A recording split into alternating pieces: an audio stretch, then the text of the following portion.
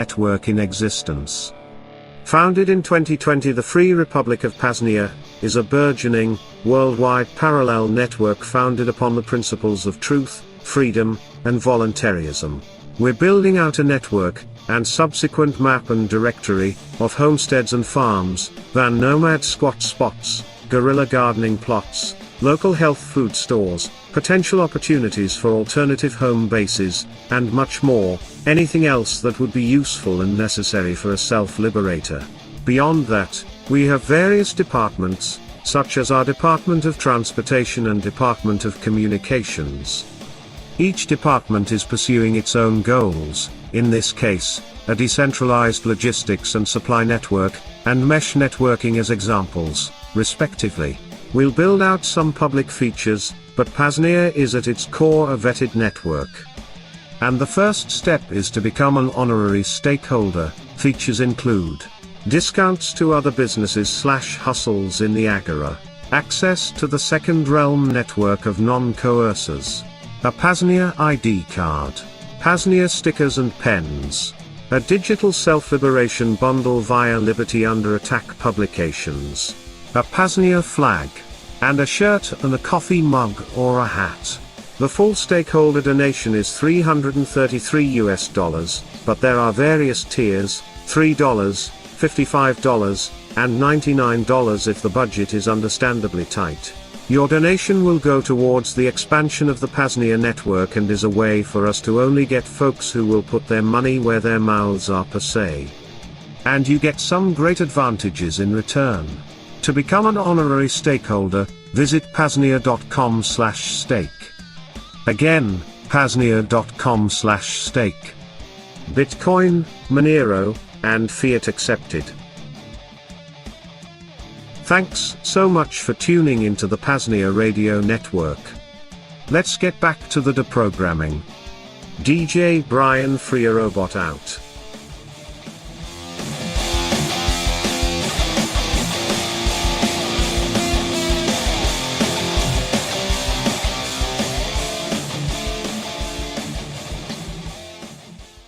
Support PAZNIA, support the Second Realm this holiday season, featuring Thane Riddle. Let's talk for a second about giving this Xmas season. We all give stuff to people sometimes, feeding and clothing the needy. We know that libertarians need to be watched very closely when it comes to giving to needy orphans. I will remind you that a thong does not count as clothing, and cat ears are a dubious choice unless at least they have earmuffs for warming the ears. Feeding needy children, libertarians or pedophiles, watch out for them. Just accept their Monero donations and that's it. Speaking of which, Second Realm projects need your funding, okay? There are many ways to give this Xmas season. Again, give Monero and cool shit like that to cool stuff. Okay, whether it be the good old-fashioned stuff or the less good old-fashioned stuff. Good timing. We've got PAZNIA.com/fund. That's PAZNIA.com/FUND. Emphasis on the FU. You'll find that it's a new page where we've got specific projects on PAZNIA that are seeking funding. We got PAZNIA Radio Network, low bandwidth audio only feed needing to be funded. It doesn't take much to fund that. I think we're going to reach that goal. VPS for Mumble server so that we can have audio chat rooms and shit. VPS for PAZcraft. That's the PAZNIA mind test server, Luanti, whatever the hell they're calling it. It's kind of like Minecraft. That project's going along. Overall troubleshooting / upkeep. That's not a sexy item on the list, but it's a big one. PeerTube instance, which is like a video hosting thing. And they have an off-grid wellness shed at Veritas they're trying to fund. $5,000, it's pretty low, really, for what it is. They must have a lot of the gear already. And that's a big one. Don't let the big price tag on the wellness shed scare you off if you want to earmark your funds, because there are PAZNIANs, vetted PAZNIANs that can go to Veritas that need healthcare and that are fucked up with weird problems. Okay, that happens, and we need to invest more in our second realm healthcare. That's kind of a big deal, folks. It's kind of a big deal. There's other shit. You don't want to give us money. You think we're a bunch of lazy pieces of shit. And half of your money is going to go to dabs for Rayo 2. I assure you, he pays for them with his own parents' money. That's just a joke, kids. I don't know how he gets his money. He's probably selling pictures of his dog in precarious positions or whatever weird libertine things he's into. Don't ask me. I don't know. And if I did know, I wouldn't tell you. But if you are interested in pictures of Naomi, email Shane at libertyunderattack.com. Monero community crowdfunding system. Ever heard of it? Monero CCS. This is another thing you could give to if you're interested in funding Monero development. There's 5 things needing funding right now. I see on ccs.getmonero.org/funding-required. We got VT Nerd working full time. We got we're researching bulletproofs. That's going to make shit more efficient and private and enable more features on Monero. Website redesign. V1.Q47 is doing a Russian localization of a Monero conference. Ever Odd and Even doing Monero Python maintenance. Cool stuff. Okay. There's also magicgrants.org. They do some other Monero shit. If you want to give to a charity that's not, because you're like, okay, yeah, I like funding second realm stuff, and that's cool and all, but I also want to actually, fund to normal ass charities or other projects, but just do it with Monero. You could check out kuno.an.media. That's kuno.anne.media. Anyone can list their fucking fly by night scam charity project there, so check that out. And if you want to give to a normal ass charity, but you're like, oh, none of them take Monero or they take crypto through Gemini and it's fucking gay, why don't you try out silentdonor.com. They'll donate to a charity on your behalf. You give them Monero, you can tell them to donate to any charity. They support pretty much anything. You type it in. And I'm going to tell you again, because I have bias here. Don't forget us. Okay, boss, PAZNIA, give us money. Give us your money this Christmas season. For you, it's about giving. For us, it's about taking. Go to PAZNIA.com/fund. Give the gift of an honorary stakeholder membership to your dog this Xmas season. PAZNIA.com/Thane. THANE. If you want to donate to P.R.N, the PAZNIA Radio Network that you're listening to specifically, you could try xmrchat.com/PAZNIA Radio or Zappa Silly on Nostr. Earmark it for Thane if you want. Anyway.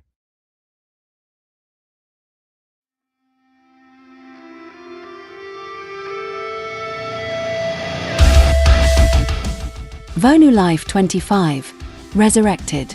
The newest release via Liberty Under Attack Publications.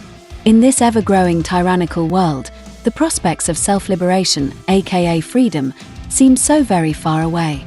But thanks to the hard work and archival efforts of freedom pioneers of the past decades, self-liberation doesn't have to seem like a pie-in-the-sky dream. Back in the 1960s, around the time of the counterculture revolution, a zine sprung up called Vonu Life. Vonu Life contained reports from self-liberators, provided a path for networking with others, and still to this day, contain the most hardcore solutions and strategies for breaking free from the servile society. No bitching, no complaining, no political crusading, and no false illusions of an external political savior. The final issue released in the 1970s. That is, until this release, Vonu Life 25, Resurrected. Herein, quite a few self-liberators contributed knowledge and solutions, topics including intentional communities, networking, and vonuing in cities, selecting a free mate, legal interstices in the 21st century, and hacking liberty. Self-Liberation Storytime, a section dedicated to freedom fiction. The Vonu Life Message Board. And much more. Begin, or continue, your journey of liberation from the servile society and into a liberated lifestyle of your choosing. Vonu is truly yours for the making. And Vonu Life 25, Resurrected will help you get there. Just visit libertyunderattack.com/VL25. Again, libertyunderattack.com/VL25 to purchase on site or to buy via Amazon, Bitcoin and Monero preferred. Again, libertyunderattack.com/VL25.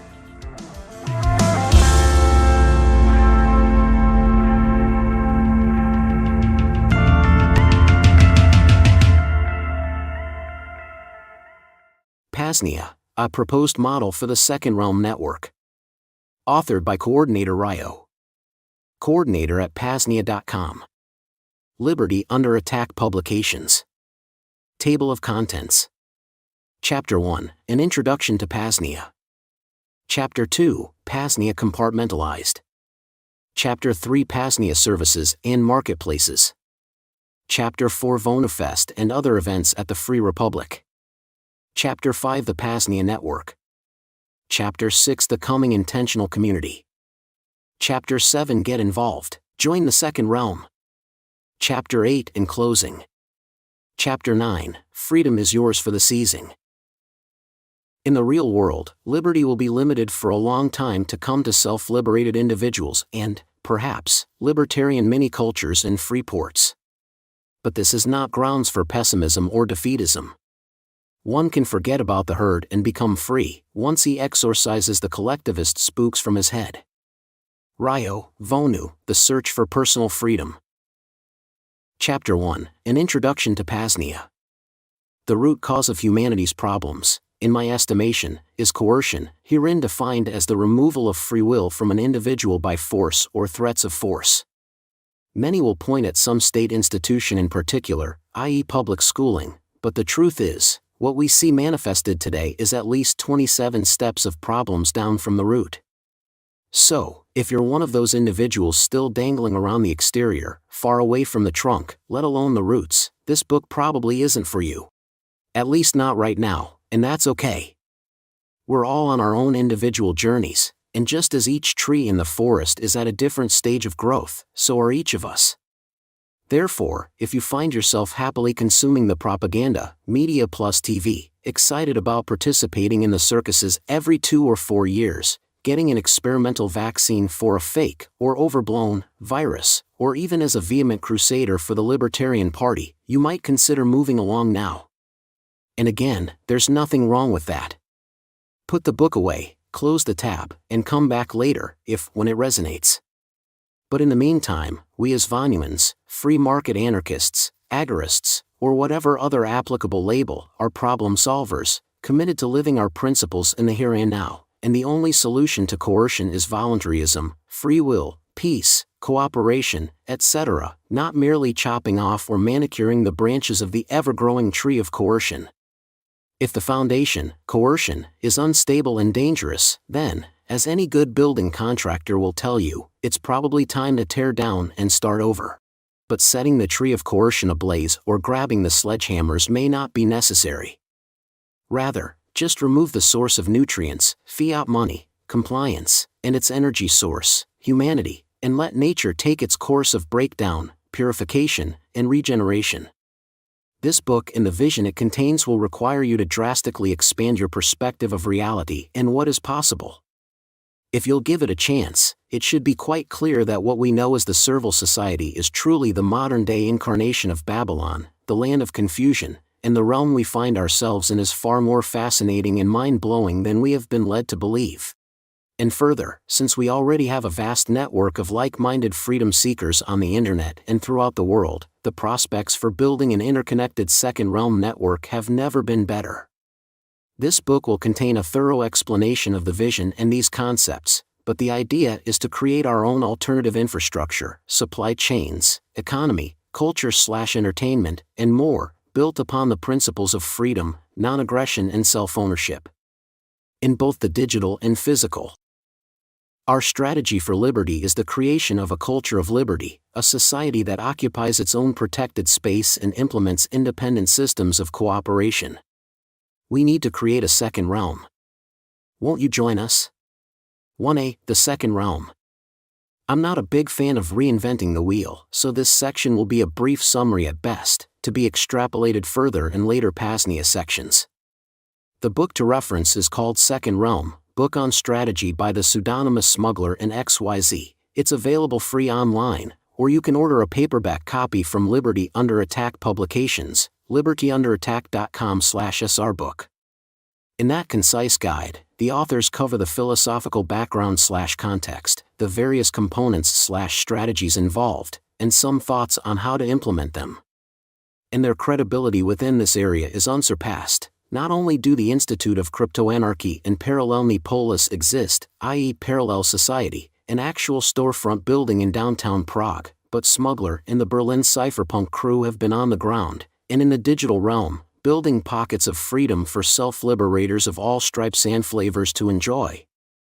The incredibly worthwhile crypto-agorist novella, #Agora, probably defines the second realm best. Technically, the second realm is described as encrypted communication, encrypted currencies, anonymous and pseudonymous identities, and untraceable action. For those familiar with Samuel Edward Konkin III and his strategy of agorism, one other way to conceptualize the second realm is the expansion of the agora to include all facets of the human experience, rather than just trade/commerce, namely, living, secure Vonu home bases, a liberated culture, our own infrastructure, internal dispute resolution solutions, etc. These second realms are then protected/defended via the utilization of privacy and security culture principles, using pseudonyms, encrypted communications, vetting of individuals, etc. Other fictional examples that you may be familiar with include Aurora from Alongside Night and Cannonier's Farm from #Agora. The free second realm is the answer to the first realm, the realm ruled by coercion and totalitarianism generally. 1B. Vonu, introduced, defined, and expanded. As mentioned above, for as long as mankind can remember, coercion has been used to control, manipulate, and exploit individuals. It is an unfortunate fact of history.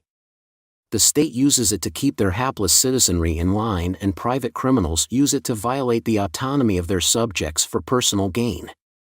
So then, what is politics? Politics is the art and science of managing centralized coercion, plain and simple. That being the case, it's no surprise that politics is undoubtedly a counterintuitive way to decrease the amount of coercion in your life.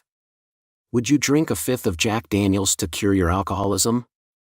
Engage a couple more prostitutes to assist you in overcoming your sex addiction? What about making a few more trips to Vegas as the means for eradicating that dreaded gambling vice? As ridiculous as those may sound, using politics to alleviate coercion is a far more dangerous utilization of this failed logic. It has more far-reaching, unintended, and intended consequences. People's livelihoods have been and can be destroyed by so-called public policy, the state being the apparatus it is. Mass murder, i.e. democide, the most deadly form of coercion, is always on the table. Thus, the problem that freedom pioneers face is coercion. Back in the 1960s, a man named Tom Marshall, Rio, resided in Southern California, then a bustling libertarian community. He was a Tech Y engineer, a socially awkward fellow, a marijuana smoker, not much of a philosopher, but a freedom-seeking libertarian nonetheless. Early on, he spent some time at the Nathaniel Branden Institute, a school teaching the objectivist philosophy laid out by Ayn Rand, well, at its core, first by Aristotle, until his first major venture came about, the Free Isles Project. The Free Isles Project spawned out of the Preform Inform zine. The goal was to conduct research on the efficacy of setting up a new libertarian nation and the seemingly endless possibilities for freedom if it were to come into fruition. Rio said, the Free Isle resident would, hypothetically, have all of the advantages of participating in world commerce while being free from taxes and regulations. Furthermore, a free isle, if it were successful, could be a very effective demonstration of the merits of laissez-faire capitalism. Unfortunately, or fortunately, it was never successful. Hell, it never got past the talking stage. Eventually, the movement subsided after disagreements arose regarding the size and scope of government, the lack of individuals willing to become involved, and the potential ramifications from existing nation-states. As an aside, the latter two are still big problems for libertarian country-building projects today. Thankfully, most of the newer projects are more anarchistic, but the facilitators are often terrible strategists and tacticians. Generally, they fail to learn from history. Rio, frustrated with the all-talk, no-action libertarians of his day, said screw it, and moved out of his apartment into a camper mounted on his pickup truck. He became a van nomad and began laying the foundation for the most interesting, plausible freedom strategy today. Naturally though, freedom means many different things to different people. Freedom to a propertarian anarchist means private property, personal autonomy, and peace. Freedom to a leftist means free healthcare, free college, and a massive welfare state. Freedom to a conservative means Christianity, the mass murder known as war, and social insecurity. Language is quite fluid, which is why Rio and Roberta, his free mate, proposed a new term, Vonu. Vonu is an awkward contraction of the words voluntary not vulnerable and, simply defined, is the condition or quality of, as well as the action of achieving, an invulnerability to coercion. So, with one definition, Vonuans avoid the issue of subjective interpretation altogether. You know coercion and violence when you see it. If you make radical lifestyle changes in an attempt to avoid those things, you are a Vonuan, as you are taking steps to become more invulnerable to coercion, regardless of whether the perceived threat is corporations, the state, or a crime-ridden hellhole. But, early Vonuans also had interesting ways of interpreting liberty and freedom. Liberty, as defined by Funk and Wagnall's Standard College Dictionary 1968, the reference Rio used in his book, is a measure of freedom within restraints, granted by or through a sovereign power. Freedom, as defined by the aforementioned source, is the widest term, suggesting complete absence of restraint. So, Vonuans say that liberty is the general exemption from coercion and freedom is an absence of coercion. To gain liberty, one utilizes legal interstices, or, as it is more vernacularly known, legal loopholes within the law. And you know what the state does to those, right? If they can, they close them. Damn those gun show loopholes and ghost gunners. Rio specifically had an interesting take on legal interstices. One of his complaints about van nomadism was that it required reliance on slave tags, i.e. driver's licensure, registration, mandatory insurance. So, in order to hopefully avoid the coercion of the bludgies, you have a license plate on your car, you hand the bludgie your driver's license, and you keep your tags up to date. It's providing a safeguard of sorts, but the terms and conditions may change if they smell marijuana or if the bludgie in question just wanted to beat you for breathing the wrong way. Rio also had a quite negative stance on utopian fantasies like Ancapistan, a free world, or a communist paradise. Therefore, freedom, the absence of coercion, is a utopian pipe dream. Even if the state disappears, there will still be psychopaths, violent murderers, and thieves, hence, there will always be coercion.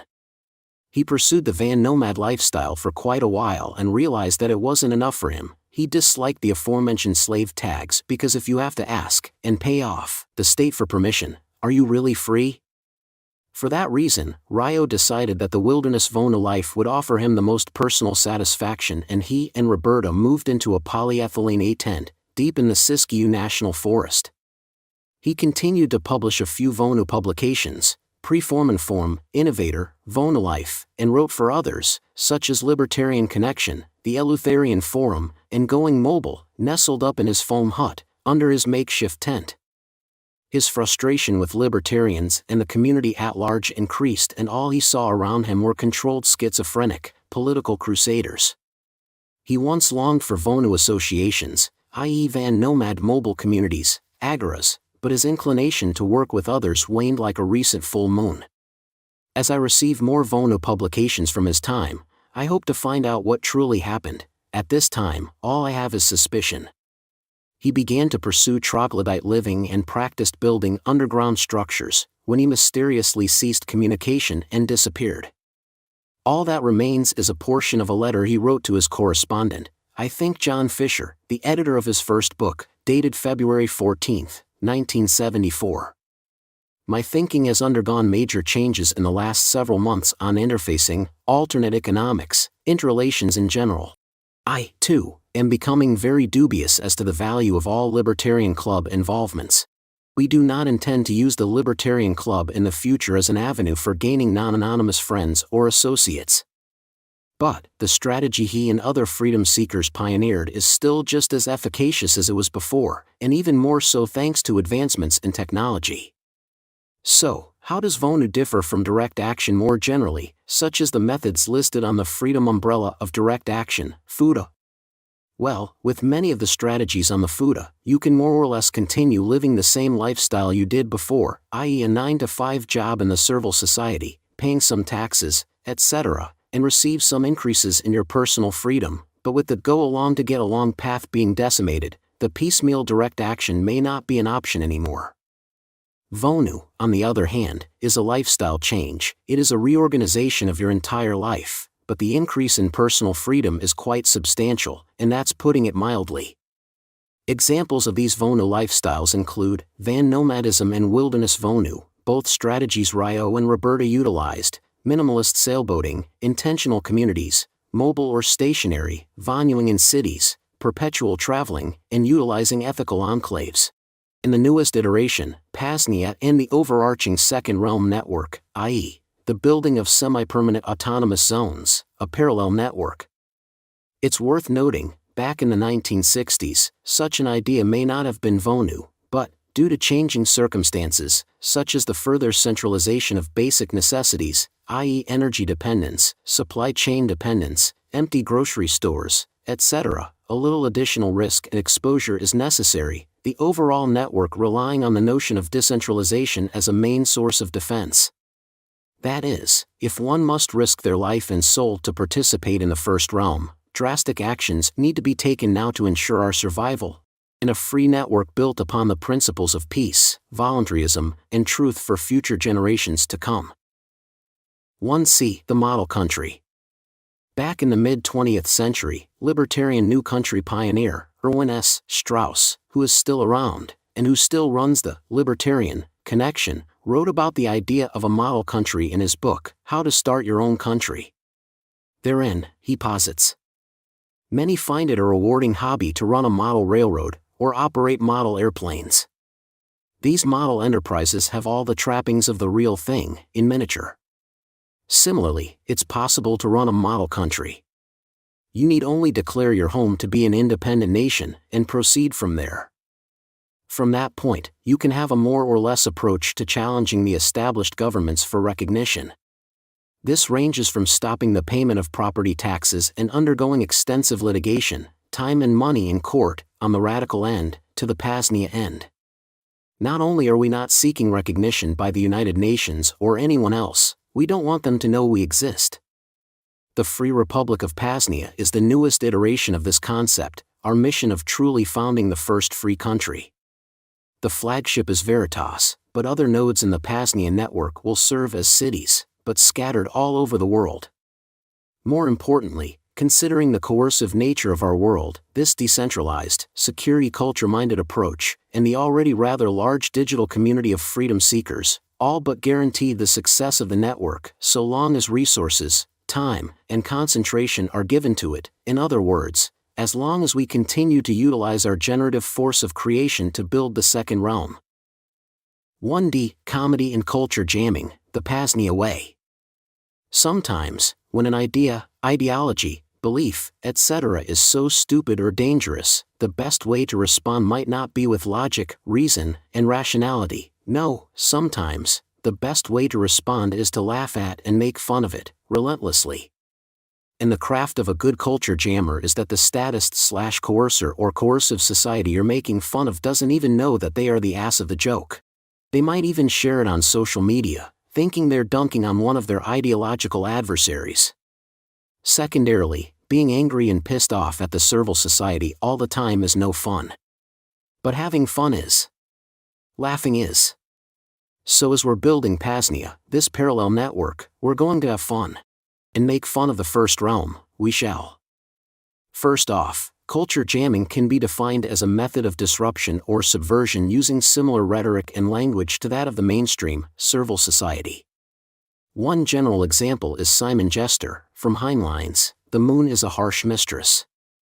In the characters risking their own lives and reputations for speaking out, Simon, that little devil, would do it for them, as they littered streets, bulletin boards, and signs with such media. PAZNIA employs this tactic in numerous ways. We issue our own licenses and permits, we issue our own passports. PAZNIA audio-video advertisements are the best, and General Willie and his compatriots were victorious in the legendary Great Battle of PAZNIA, to name a few. Some of our departments, like the PAZNIA Department of Transportation and the PAZNIA General Bitcoin Fund, have government documents in similar legalese and style, see below. Comedy is also a highly effective way to reach folks, much more than through hardcore logic and rationality. This medium is more disarming to the subconscious programming, allowing a different form of rhetoric to handle the bulk of the work. It's also worth noting that culture jamming likely provides a bit of defense in terms of security culture. Visiting the surface level of the PAZNIA website, an individual or real government might see it as ridiculous if they don't plunge deeper. Furthermore, if an overpaid, bored bureaucrat stumbles across our wellness center, they'll be very challenged to throw the cuffs or fines at the dog for practicing without a license. Hell, again, the apparent ridiculousness would probably, hopefully send them moving along to a different website. In summation, please do consider visiting PAZNIA.com and take a look around. You just might get a bit of a chuckle. Secondarily, visit VonuPodcast.com and search for PAZNIA to find more. 1E, PAZNIA Accomplishments and Future Goals. Accomplishments. The first stage of the PAZNIA vision began back in year 0, 2020, when the homestead here at Veritas first began towards self-sufficiency with lambs and goats. Aura arrived in 2021 and began rapid development on the gardens. Now, we have a few different zones and are honing in on what is most optimal to grow in this area. The flock of ruminants is ever growing. The next big goal is to finish our forever fencing and get the big shed set up to milk and process. High-quality lamb and goat are getting close to becoming a profitable venture. In 2023, we took the homestead corn and soy free. Now, any grains the ruminants or chickens/turkeys get are organic wheat, rye, oats, or malted barley. Local communication options are being explored, with a working option now, a simplex relay, see below. The private PAZNIA map and directory and P.A.Z.NIA list were launched in January of 2024, see below. Late 2024 brought the arrival of the Ghost Station, the expandable tower server hosting a simplex relay, Bitcoin/Monero nodes, the local PAZNIA LBRY, and more. Future goals, short term. Begin work on the public PAZNIA directory to expand the growth and options available to the PAZNIA network. Begin hosting semi-regular meetings on Jitsi for any interested self-liberators. Continue adding high-value health and wellness tools/modalities to the wellness center. Things like a wood-burning, red light sauna and a working rife machine. Mid to long term. When PAZNIA funds grow substantially, a dedicated laboratory with some basic equipment for research and development, i.e., mass spectrometer, lab-grade vacuum ovens, and other useful items for the curious-minded. Continue working towards the coming intentional community here at Veritas, and more opportunities in physical space and time in general. There's certainly some missing and some that are classified. These are presented as proof of work and to paint a picture of what's to come. 1F, the PAZNIA Constitution/Declaration of Independence. At critical times throughout human history, it becomes necessary for one people, self-liberators, freedom seekers, etc., to officially dissolve the political bands which have connected them with another. For we hold these truths to be self-evident, that all men are created equal, that they are endowed with certain unalienable rights, and that among these are life, liberty, and property over one's body, and the fruits of one's labor. That to secure these rights, humans have foolishly instituted governments, resulting in the democide and enslavement of the many by the few. This is, of course, our present situation. But after a long train of abuses and usurpations, with the intention of reducing all individuals on the planet to lives under absolute despotism, it is their right, it is their duty, to throw off such government, or otherwise violators of person and property, and to provide new guards for their future security. And in terms of government, prudence, indeed, will dictate that these monopolies on violence are too dangerous to exist, that the belief in such authority on a societal level leads to the disconnecting of individuals from all things human, most importantly human freedom. Because some fates are worse than death. Slavery. We, therefore, as founding signatories of the Free Republic of P.A.Z.NIA, declare that we are absolved from all allegiance to the communist, fascist United States government, and that all political connection between the two is completely and totally dissolved. The founding principles of PAZNIA are as follows: our Constitution. A respect for and commitment to privacy, the use of pseudonyms is encouraged. Don't hurt people and honor your contracts. A culture that encourages humanity to flourish, rather than degrade and regress. A recognition of the important task ahead of us, to ensure the continuation of freedom into the future, another way for those seeking a way out. 1G, PAZNIA FAQs. 1. What does the name mean? Paz in Spanish means peace, which is the fundamental life principle of PAZNIA. It is also the abbreviation for the freedom strategy of building permanent autonomous zones. 2. What's the difference between PAZNIA and freedom cells? Freedom cells are an organizational model, wherein a small group of individuals, 10, meets/coordinates for whatever purposes they agree upon, i.e. survivalism chats, workshops, firearms training, building an intentional community, etc. These freedom cells together form a network of sorts, but a less organized and comprehensive vision than that of PAZNIA. Further, integration with other freedom cells is wholly optional, whereas individuals/homesteads that join the PAZNIA network will do so with the purpose of being a part of it, whether as a node for fellow self-liberators or as, say, a partner in the seed exchange. 3. What is security culture? Security culture is the direct application of the right to privacy. 4. Why do you encourage the use of pseudonyms? The servile society/first realm is becoming more and more unsafe for self-liberators/free thinkers.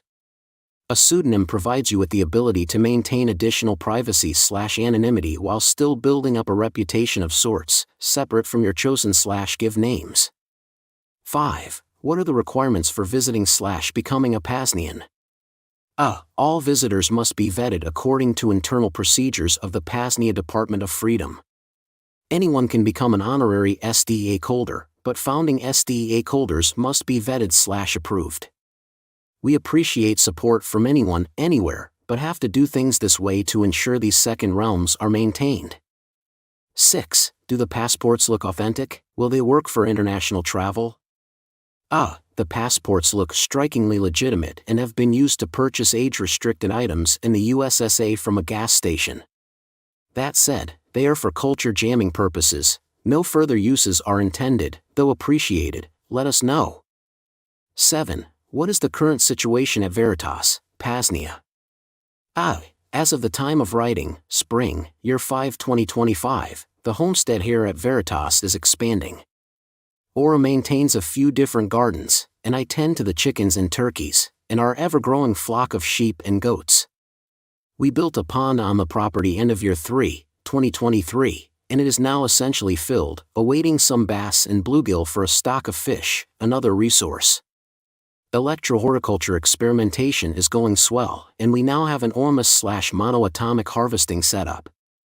Events at Veritas continue throughout the year, this year being VonuFest 6, the 6th annual, premier gathering of liberation in the second realm. Finally, the intentional community on the property is finally coming into view. Lots more to come. 8. What is the overall/long-term goal/plan for PAZNIA? For the entire PAZNIA network, the continued development of the PAZNIA map and directory as an incredible resource for living exclusively in our parallel network, the further building out of technology, i.e. local mesh networks, local communications, and sovereign infrastructure in all areas of need and desire. For Veritas specifically, an intentional community on the property with the appropriate number of families/individuals, as well as the overarching integration into the second realm/PAZNIA network. 9. What is the significance of the Veritas part of the above question? Veritas is the first free second realm, outpost/city, in the first free country, PAZNIA.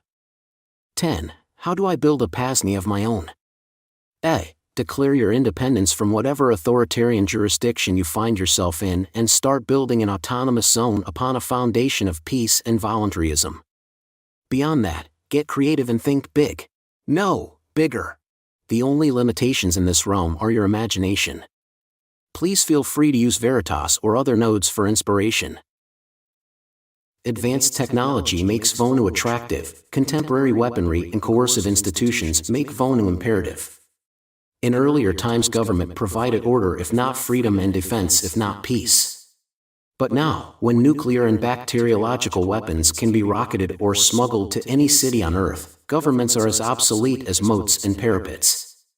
The contemporary state is not only incapable of protecting its citizens from outside aggressors, it has become the biggest aggressor with its endless taxes, conscriptions, and interferences. The state provides justice by mass terror, freedom by mass servitude, and defense by mass murder. Rio, Vonu Life, March 1973. Chapter 2, PAZNIA Compartmentalized. 2a. The PAZNIA Department of Freedom. Established in Article 333,555,777, Section 33 of the PAZNIA Constitution, the team's role is to contribute to the building and maintenance of this free republic here at Veritas. The coordinator shall be Commander-in-Chief of the Defensive Powers of Naomi Defense LLC, and of Willie II, the Goat Tank. In exercise of his, or her, duties, the aforementioned coordinator may require the expert opinion, insight, or otherwise hire advice of principled ambassadors and liaisons within the self-liberator's paradise. The coordinator, in concert with the ambassador of the Department of Freedom, has the power to grant or rescind PAZNIA diplomatic passports, immunity passports, and any other official department of no state documentation that may be necessary in the future. Finally, provision shall be made for the future construction of the Great Wall of PAZNIA and other measures, incumbent upon approval by the local Committee of Safety.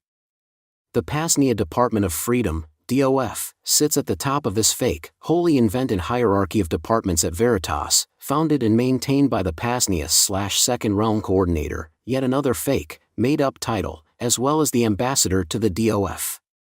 These individuals, in addition to the No State Department, are responsible for coming up with proper vetting procedures, the issuance and creation of various forms of PAZNIA identification, such as passports, IDs, etc., and are even tasked with the role of calendar management, vis the Office of Calendar Management. We are currently in the process of selecting a new way of keeping time outside of the nonsensical Gregorian standard, whereby mankind is intentionally torn out of balance with nature, its cycles, and the sky clock above. Other roles are envisioned in the future, but these are the main ones at the time of publication. 2b. The PAZNIA Committee of Correspondence. The PAZNIA Committee of Correspondence is the official chat of the Free Republic. The first, public layer is currently on Telegram, and the second, is on Simplex. As part of the forthcoming PAZNIA LBRY, for a full explanation, see below, it will eventually be self-hosted and include a variety of other features, including sub-chat groups by particular geography to help facilitate local trade.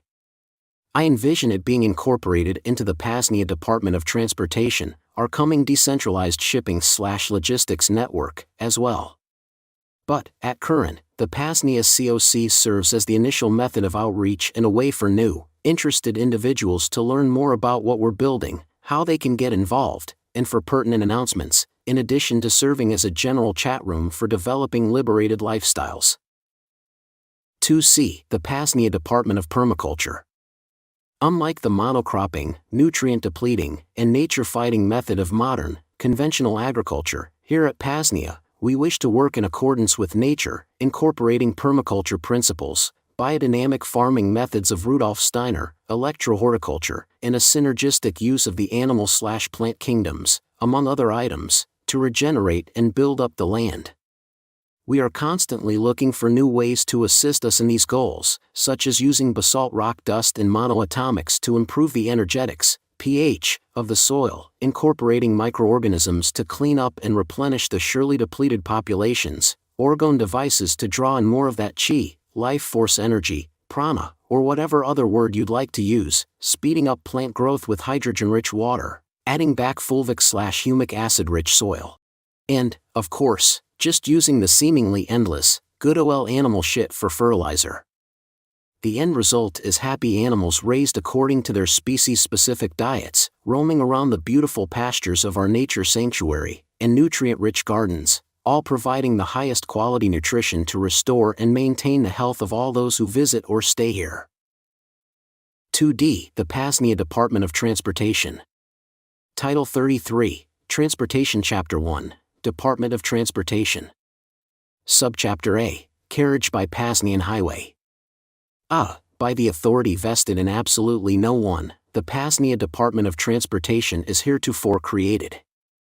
On this date of April 20th, 2021, the first order of business is to ban the use of, transportation on, and construction of all paved roadways in the Free Republic, except for the exceptions listed in subchapter B, below. Roads are an ancient relic of the First Realm, and such backwards thinking will not be promoted or enabled in this pocket of freedom.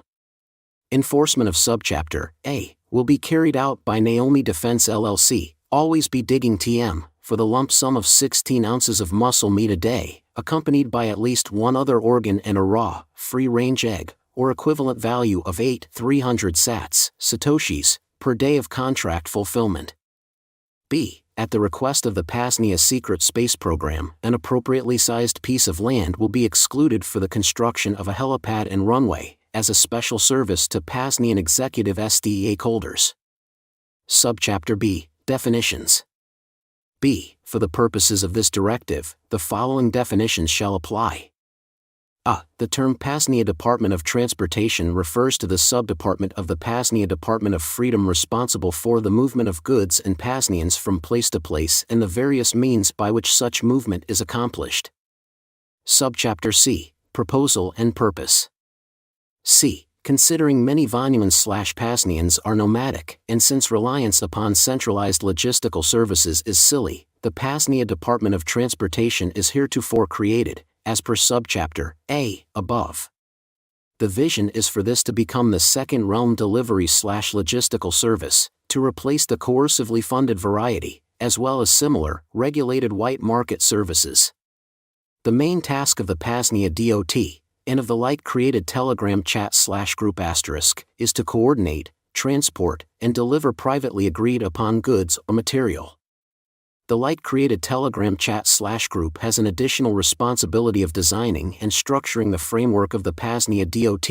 Note, the aforementioned group is private and for vetted individuals only. Potential ideas include an anonymous/pseudonymous, i.e. privacy-centric, delivery job board to be hosted on the coming P.A.Z.NIA LBRY Freedom Box, seed and supply transport between homesteads, R&D on advanced transportation services/transportation methods, etc. Note, this is not an exhaustive list, just a few ideas to get the thinking going. Subchapter D, P.A.Z.NIA Department of Transportation Budget. D. In accordance with the Department of Freedom's Accounting Office, the Secretary of no state shall submit the appropriate documentation to the Strategic Director for the P.A.Z.NIA DOT to be included in the Coordinator's fiscal year 2021 budget request. Conclusion: join the network, get involved in the network or the planning for the P.A.Z.NIA Department of Transportation, join the P.A.Z.NIA Committee of Correspondence Telegram chat and start building your reputation in the second realm today. Alternatively, if you're already vetted, reach out, you know how to get in touch, and we'll get you added. Further planning will also ensue in person at events hosted here at the Free Republic. 2E. The P.A.Z.NIA Department of Education. Our mission: provide the knowledge and tools to learn anything, using the trivium and quadrivium as foundations, with the goal of empowering future generations with the resources necessary to thrive in the first or the second realm. the PAZNIA Department of Education was foisted into existence, thanks to the initiative of HBO star Jason Henza, the anarchists. The objective is to come up with a curriculum or curricula for the PAZNIA network and begin to accumulate as many homeschooling/unschooling resources as we can. Planning and discussion has taken place in the Telegram Committee of Correspondence, and a CryptPad document is located at PAZNIA.com/education for those looking to contribute ideas. Further, I added some 50+ GB of homeschooling resources to the local PAZNIA LBRY, see below. The DOE is definitely in its infancy, but progress has begun. Roadmap and goals, crowdsource ideas, resources, and more on the aforementioned CryptPad document to create a comprehensive curriculum on self-liberation, incorporating the trivium and the quadrivium, teaching current and future generations how to learn anything, expose anyone interested, children, adults pursuing lifetime learning, etc., to a wide array of perspectives not found in first-realm schooling. Real history, real science, real finance/economics, Vonu/self-liberation strategy and tactics, etc. When V1 of the PAZNIA homeschooling/unschooling curriculum is finalized, create digital modules, resources, etc. to be utilized and beta tested. We are still seeking the director/head of our Department of Education an opportunity to take on the critically important task at hand. Email coordinator@PAZNIA.com if this is of interest. 2F, the PAZNIA Secret Space Program. A document by the coordinator of PAZNIA in association with the local Committee of Safety on September 26, 2020. PAZNIA Space Directive 3 of September 26, 2020. Section 1. Introduction. Following the establishment of the PAZNIA Secret Seasteading Program, the next logical step is to set our eyes and intentions to the stars. The ancients didn't intricately study and construct their societies/worlds to be in alignment with the heavens for no reason. The sky clock is an immutable ledger of humanity's past here on Earth, and everything is integrated, meaning the energies of the planets and universe can be harnessed and even exalted. We live in an electrical universe of abundance, and the main task of the P.A.Z.NIA SSP is to enable Veritas and the overarching second realm to thrive in accordance with these truths. Section 2. Definitions. For the purposes of this directive, the following definitions shall apply.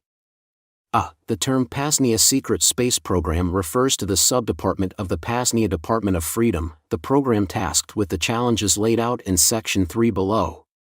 B. The term PAZNIA Secret Space Program refers to a PAZNIA department led by the lead astronaut, the strategic director of the Office of Calendar Management, and the Galactic Ambassador. Section 3. Proposal and Purpose. As enacted, the PAZNIA Secret Space Program, would facilitate the construction of a HQ and acquisition of a 3D printer plus associated tools, printer plastic, etc. This will permit the launch of a workshop/factory, and our prime goal of the 3D prototyping of wheelchairs for chickens with broken legs. If we have the tools to do it, it's our duty. No chicken left behind. Engineering assistance may need to be contracted. B. The training and initiation of fellow astronauts into the SSP, in accordance with existing PAZNIA code.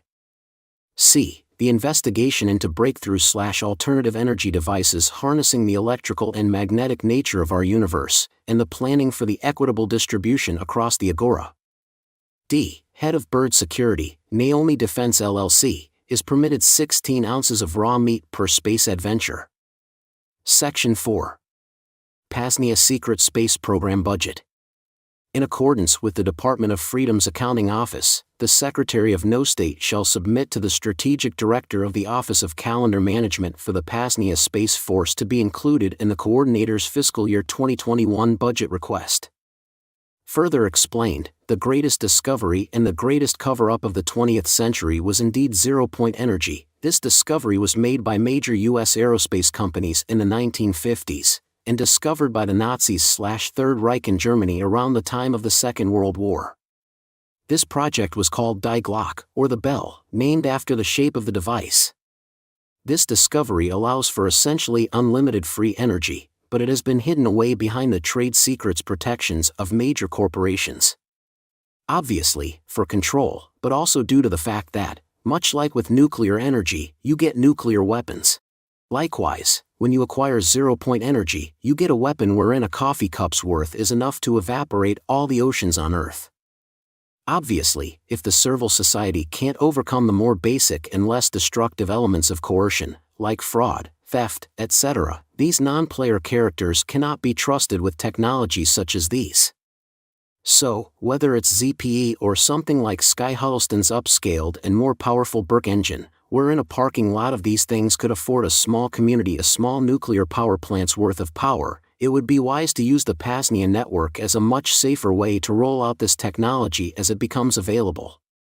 This would also give us some much-needed and much-deserved advantages over the coercive first realm. Think off-grid Bitcoin/Monero mining, easy/cheap energy, enabling off-grid living in isolated, low-coercion areas like Alaska, or just good OL entrepreneurial opportunities. The P.A.Z.NIA SSP will also be doing R&D into other possibilities, such as a Brown's gas-powered Lord's pump and crystal power cells, to name a couple. 2G, the P.A.Z.NIA Department of Technology. Technology is moving forward at an ever-increasing speed.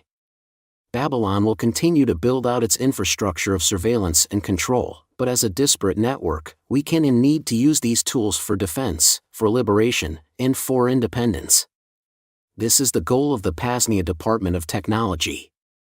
Communications, Simplex is the current, working solutions, that is, a self-hosted simplex relay at Veritas, accessible to anyone, adding one extra layer of uncensorability.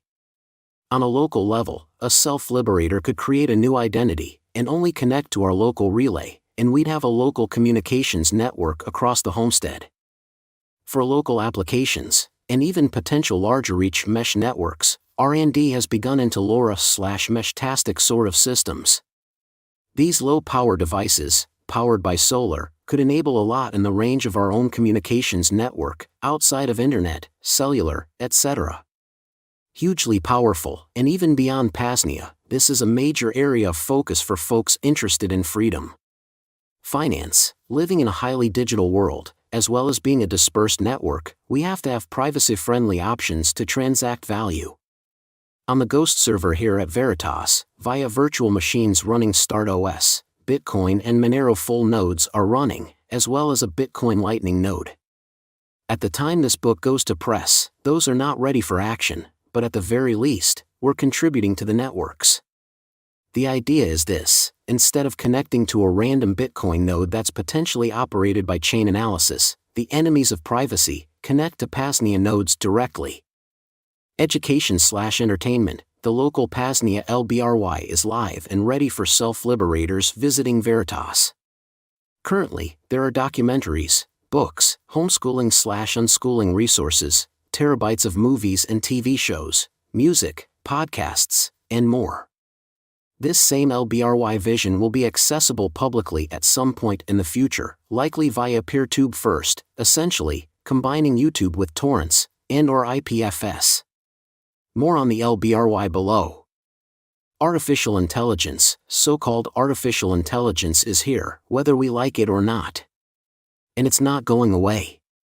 So, instead of being left behind, or maybe worse, left to the privacy-hating AI tools of Babylon, we have begun looking into self-hosted AI. At a base level, this technology has major time-saving capabilities, from text-to-speech, or vice versa, organizing bullet point notes into coherent creations, AI-generated art, etc. There are other highly interesting possibilities, such as a Ryo GPT, inputting every single article, book, publications, letter, etc. into AI, and having the ghost of Ryo there to ask questions to. Finally, a moment should be spent on our P.A.Z.NIA Second Realm assemblies, most of which have been meetings of our Department of Technology. From highly dense discussions between experts like Brian Sovereign, Dave from Start9, Jamin Biconic, and more, we go extremely deep into exploring the sea of vast solutions ahead of us. If you're interested in checking these out, just visit vonupodcast.com and search for Department of Technology at the top of the page. 2H, the P.A.Z.NIA General Bitcoin Fund. A huge thanks is owed to Josiah Warren, a fellow PAZNIan, who came up with and initially funded the P.A.Z.NIA General Bitcoin Fund for voluntary mutual aid. The following are images of the document he wrote, laying out the details of the fund. P.A.Z.NIA General Fund, official founding document. Section I, Purpose/Description. The P.A.Z.NIA General Fund is established for any citizen of P.A.Z.NIA for the purposes of furthering an individual's goals or toward that individual's utilizing the fund in order to further the cause of liberation and self-liberation for others. Section 2, Creation of the Fund. The P.A.Z.NIA General Fund, the fund, will be set up on a private, newly created Bitcoin, BTC, address and will be funded with the initial sum equivalent to $1,000, 1,000 USSA dollars at the time of funding. Section 3, Requirements to utilize said fund. The fund shall be established and shall be in effect until the balance of the fund reaches 0.00 or near 0.00 BTC, upon which time the fund will close after a period of no less than 45 days. B. An inquirer who wishes to seek invasion of the fund must be a citizen and/or contributor to P.A.Z.NIA and must present proof of citizenship, e.g. P.A.Z.NIA passport, P.A.Z.NIA flag, P.A.Z.NIA coin. C. Some examples of a valid and reasonable request from the fund are, but not limited to, furthering the cause of Vonu and self-liberation. An individual, I, wishes to utilize the fund in order to plant a garden on his/her land. 2. Needs to temporarily fund a food supply. 3. Any equipment needed to construct mesh networks or further the cause of crypto-anarchy. 4. Is destitute and needs money from the fund or without it risks rejoining the servile society. V. Needs to cover upfront costs of publishing a liberty-oriented book or pamphlet through Liberty Under Attack Publications, LUA Pub. 6. Wants to use the funds for black or gray market activities. 7. Needs to protect him/herself and his/her family by utilizing the fund to purchase protection. 8. Is using the fund to culture jam first realm culture and/or create new culture throughout the P.A.Z.NIA and P.A.Z. 9. A P.A.Z.NIA citizen and/or a family member of a P.A.Z.NIA citizen is captured and needs funds for release and/or legal defense. Section 4, Inquiries for invasion of the fund. All inquiries will be considered on a first-hand basis and must be in writing and encrypted. Use of pseudonyms are encouraged. The creator of the fund reserves all rights to the fund and has the right to decline funding for any reason. Inquiries can be submitted to josiah.warren@protonmail.com and will be answered as soon as possible. The inquiry must contain, I, the individual's pseudonym, 2, a brief description of need for the funds, 3, the exact amount needed, 4, if items are being purchased, a manifest and/or invoice, v, a valid and confirmed Bitcoin, BTC, address not originating from an exchange or Coinbase. Section V, Prohibited uses of the fund, abuse of said fund. The fund shall not be used to fund any state activities including but not limited to, I, payment of taxes, 2, purchase of materials that support law enforcement, military, or any welfare warfare schemes cooked up by state actors, 3, funding political crusades in any way either indirectly or directly, 4, pro-servile society first realm propaganda, v. creation of a culture of dependence on any individual. This is not a welfare program or a crutch. Any funds received from the fund are considered a gift. Any citizen abuse of the fund will be dealt with in a respectful manner and in accordance with the P.A.Z.NIA Constitution and within the non-aggression principle, NAP. Any abuse or use of funds that may be considered to be prohibited or unreasonable or not adhering to values of P.A.Z.NIA and Vonu will be required to pay back the fund with a 20% penalty. Section 6, Donations to the fund. Any citizen can make a donation to the fund by inquiring to the fund's creator at josiah.warren@protonmail.com. Any funds given will be irreversible once they are given. Such funds will become part of the fund and utilized in a responsible manner in accordance with fund principles outlined above. The fund will be created/funded on or around the month of February 2021. Signed, Josiah Warren. And for many, the general fund has been of crucial necessity. Donations have been made to political prisoner funds, such as SW and TDEV of Samurai Wallet, Vonu podcast co-host, Kyle Reardon, called on the fund and the generosity of self-liberators to help him through a terribly tough situation, and funds have been contributed to a PAZNIA in the eastern USSA to help develop a food self-sufficiency project on their homestead, to name a few. Please do consider making a donation to the fund, or if you're a self-liberator needing some assistance, do reach out.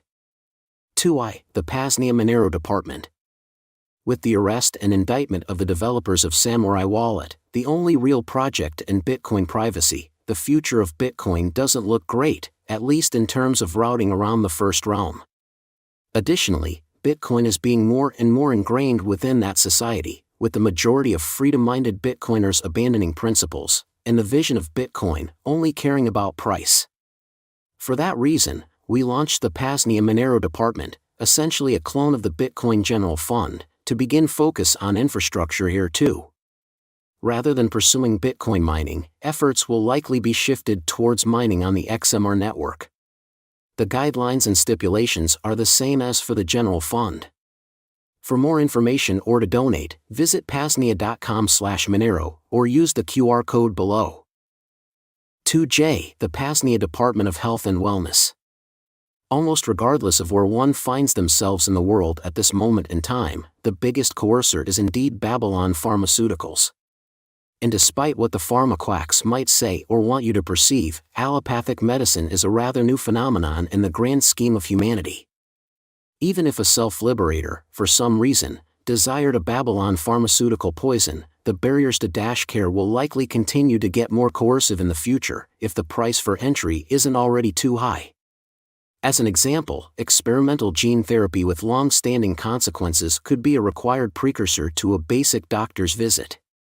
But let's get back to fundamentals here. If any individual in question would simply, 1. Stop chronically poisoning themselves with toxic food, water, propaganda, etc., and 2. Fix nutritional deficiencies, the vast majority of so-called disease would disappear, in my humble opinion and with much supporting evidence. And while the above two things really are the best prevention and methods to restore balance in the body, Babylon Pharmaceuticals has done a number to many, including myself, with the severe overprescription of antibiotics and injectable poisons, and just pharma treatments more generally. Sometimes, additional modalities and methodologies are necessary to restore said balance, such as red light therapy, the AquaCure Brown's gas/molecular hydrogen electrolyzer, ozone therapy machines/generators, electrical/magnetic healing devices, youth hormones, DHEA, pregnenolone, and progesterone, thyroid hormone, T3/T4, and in general, the realm of bioenergetics inspired by the late, great Dr. Ray Peat. One function I foresee of PAZNIA is that it's a health cooperative of sorts, wherein SDA holders will have access to the above, as we are able to obtain them. Much like the bulk seed purchasing, Veritas, and other nodes, could buy and store large quantities of critically important remedies like DMSO, dimethyl sulfoxide, shilajit, fulvic and humic acid, nutritional/vitamin supplements, vitamin C, D3, K2, zinc/copper, etc. This private membership setup, not serving the general public, would also provide another layer of protection from the coercers. Further, we also envision healing retreats, both with and without the use of entheogens. These could include group meditations, utilizing the scientifically verifiable tool of focused intention, to heal certain diseases/imbalances, entheogen-specific expeditions with our spiritual liaison, aura, and possibilities unforeseeable at this present time. Lastly, it's worth noting that Aura's apothecary is already open and helping many here at the Free Republic of PAZNIA. You can check out her products by visiting libertyunderattack.com/aura, if you like. Some of her products include comfrey, grown at Veritas, jewelweed, and black drawing salves, as well as her extremely popular, all-natural insect/mosquito repellent. Notable features at the PAZNIA Department of Wellness at Veritas: high-quality animal nutrition, corn and soy-free fed lambs, goats, chickens, and turkeys. Lowest PUFA, polyunsaturated fatty acid content, as currently possible. Red light therapy, artificial blue light rampant in technology and lighting is disrupting our circadian rhythm. Red light therapy is a cheap, easy, and also, quite miraculous therapy. or as apothecary, or as handcrafted creations, some formulations made with medicines grown here at Veritas. Medicinal mushroom foraging, certain mushrooms, whether medicinal, i.e. tea, spiritual, or culinary, have some amazing properties. Rife frequency healing, as bioelectric beings, frequency can serve to put us in a state of imbalance, or once of balance. This is a focus on the latter. Dr. Ray Peat focused philosophy, in a world of hypothyroid-induced chronic fatigue, aka low metabolism, focusing on youth hormones, i.e. pregnenolone, progesterone, thyroid hormone, T3/T4, aspirin, and many other aspects already mentioned above. Other focuses include Rosicrucian spiritual sciences, homeopathics, and the use of dimethyl sulfoxide, DMSO, as a carrier into cells and all-around miraculous healer. 2K, the P.A.Z.NIA Church of Self-Liberation, our nature sanctuary. A hypothesis I'm currently throwing around my head is that the more one becomes disconnected from nature, source, creator, etc., the worse state of health they will find themselves in. Taking into account Dr. Barlando's conclusion that DNA is merely a dual impedance antenna connecting us to source, when said connection is quelled or suppressed, interference occurs within our bioelectric bodies, just as would happen with conflicting radio signals. In Western medicine, this phenomenon is described as the shortening of mitochondrial telomeres and is associated with rapid aging. And when individuals make lifestyle changes, the process reverses, and the telomeres uncoil, rekindling the aforementioned interfered connection. I would also posit that another critical factor at play is, as mentioned earlier, the Servile Society's constant desire to disconnect mankind from nature and its cycles. This is explicit when examining the total deception of the Gregorian calendar, as well as daylight savings time. I say of all that to introduce probably the main attraction to the Free Republic, our Church of Self-Liberation, our nature sanctuary. While vestiges of the centralized, fascist electric grid exist here, as they do really everywhere, we remain far out in the wilderness, away from these detrimental influences. And even then, tower busters and orgone cannons work great at neutralizing those negative radiative effects. Attractions in our Church of Self-Liberation include ample selections for meditation or contemplation, lots of wilderness for hiking, creeks and ponds for relaxing and therapeutic swims, a large supply of natural forages, ranging from mushrooms and blackberries, to sassafras, and much more in between, and no light pollution, giving P.A.Z.NIANs an uninhibited view of the heavens above. 2L, the P.A.Z.NIA LBRY. Some attention has been given to the LBRYs in the Department of Technology section above, but more details might be helpful. Starting with the local LBRY, any visitor to Veritas that is connected to our Wi-Fi will have access to it, it being a private Nextcloud server. The link to visit is PAZNIA.com/LBRY, or the Self-Liberator can download the Nextcloud app, scan the QR code, and have access through there. Since I use VPNs 100% of the time, I personally prefer the Nextcloud app, as split tunneling around the VPN is rather easy via something like Mullvad, safer, too. The only real improvements on the local side are a few mini-routers located strategically around the homestead to increase distance and reliability, as well as a bigger external hard drive. On the other hand, the public P.A.Z.NIA LBRY is very much still theoretical, though the solutions, we think, have been found. I inquired to a few close colleagues about hosting a Nextcloud server through a public domain, lbry.paznia.com, and sending a few terabyte hard drive. Even with gigabyte connections, centralized streaming and downloading require a lot of bandwidth, and are not the optimal, decentralized solution. The cost is ridiculous too. That brings us to PeerTube, essentially putting YouTube channels onto torrents with seeders. This looks like a really beautiful solution, with even potential on-ramps to IPFS in the future. It's just, as with most of the Department of Technology projects, the learning curve is immense and would take a lot of time for me to figure out. I've put out the call for anyone willing to help, and am still hopeful that will come. Thinking forward, once the P.A.Z.NIA PeerTube instance is live, there should be implementations directly onto the P.A.Z.NIA site, i.e., recall lbry.paznia.com above. Also, with apps like GrayJ, which pull many feeds, YouTube, Odyssey, Rumble, PeerTube, etc., connecting to the LBRY would be seamless. Further, from the launch, we'll have multiple seeders throughout the world, and hopefully always more coming on board. Truly, a most unfuckwithable library of Alexandria. Let's make it happen.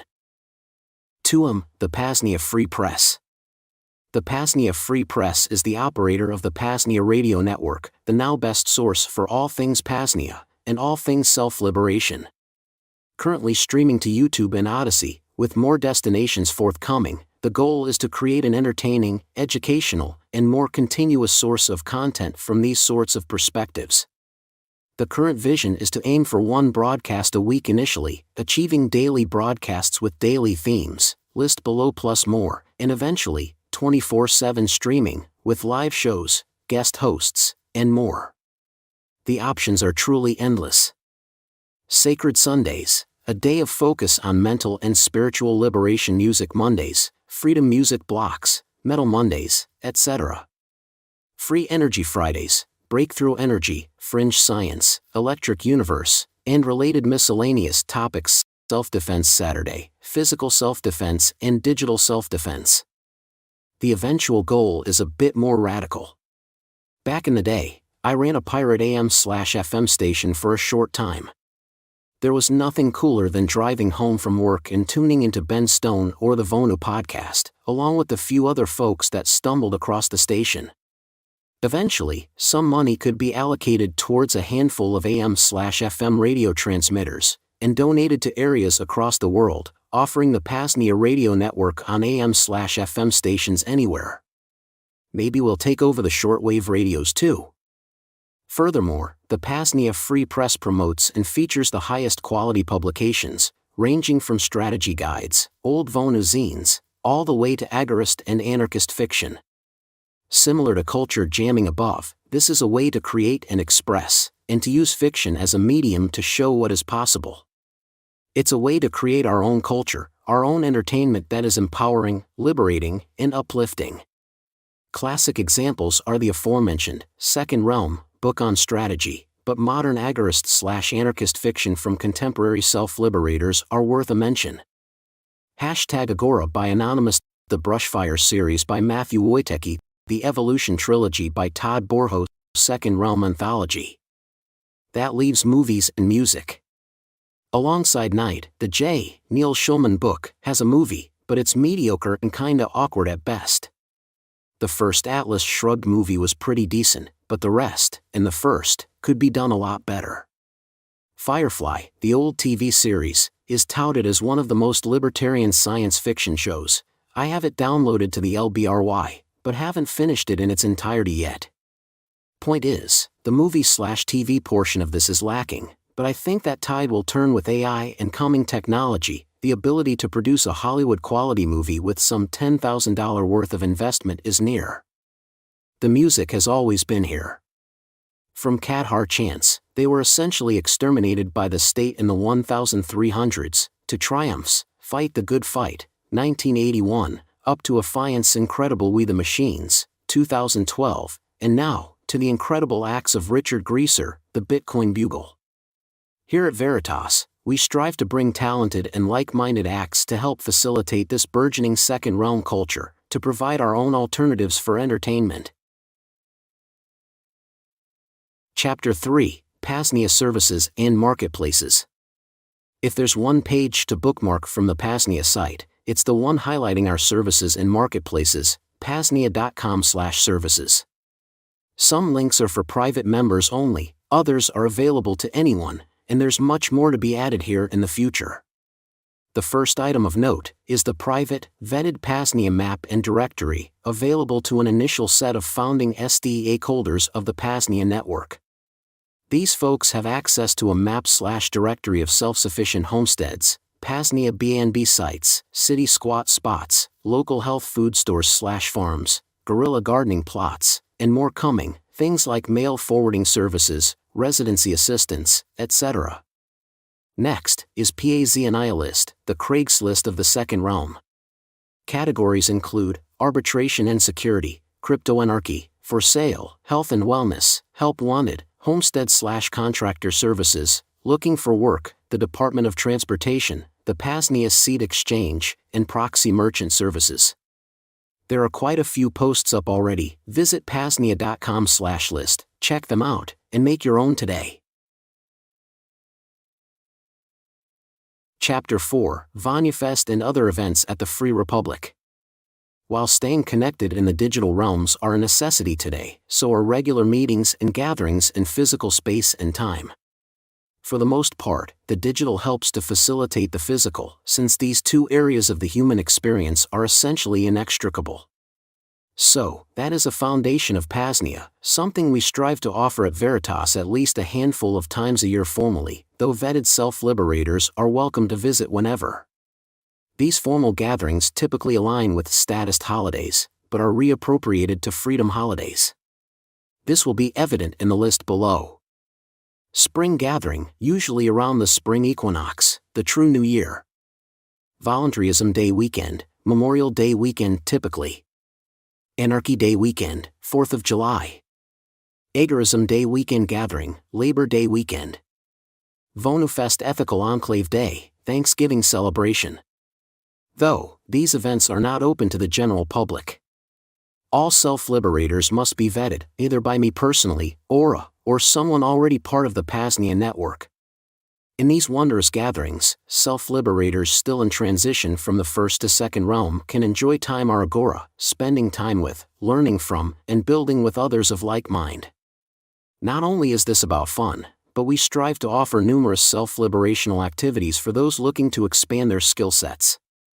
As some examples, the assembling and testing out of a 3D printer self-defense training with our own Pat Henry, learning about our unique horticulture setups across Veritas, ranging from electroculture opportunities, learning how to process lambs and or chickens, experiencing and learning about the many unique offerings via our wellness center, mushroom identification and foraging hikes, rhino/four-wheeler rides through the wondrous wilderness that is our nature sanctuary, and much, much more.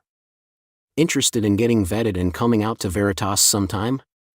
Join one of our committees of correspondence, introduce yourself, and start building your reputation. Please also reach out to Coordinator Ryo to see if there's an individual we both know in common that would vouch for you as a non-coercer, coordinator@PAZNIA.com.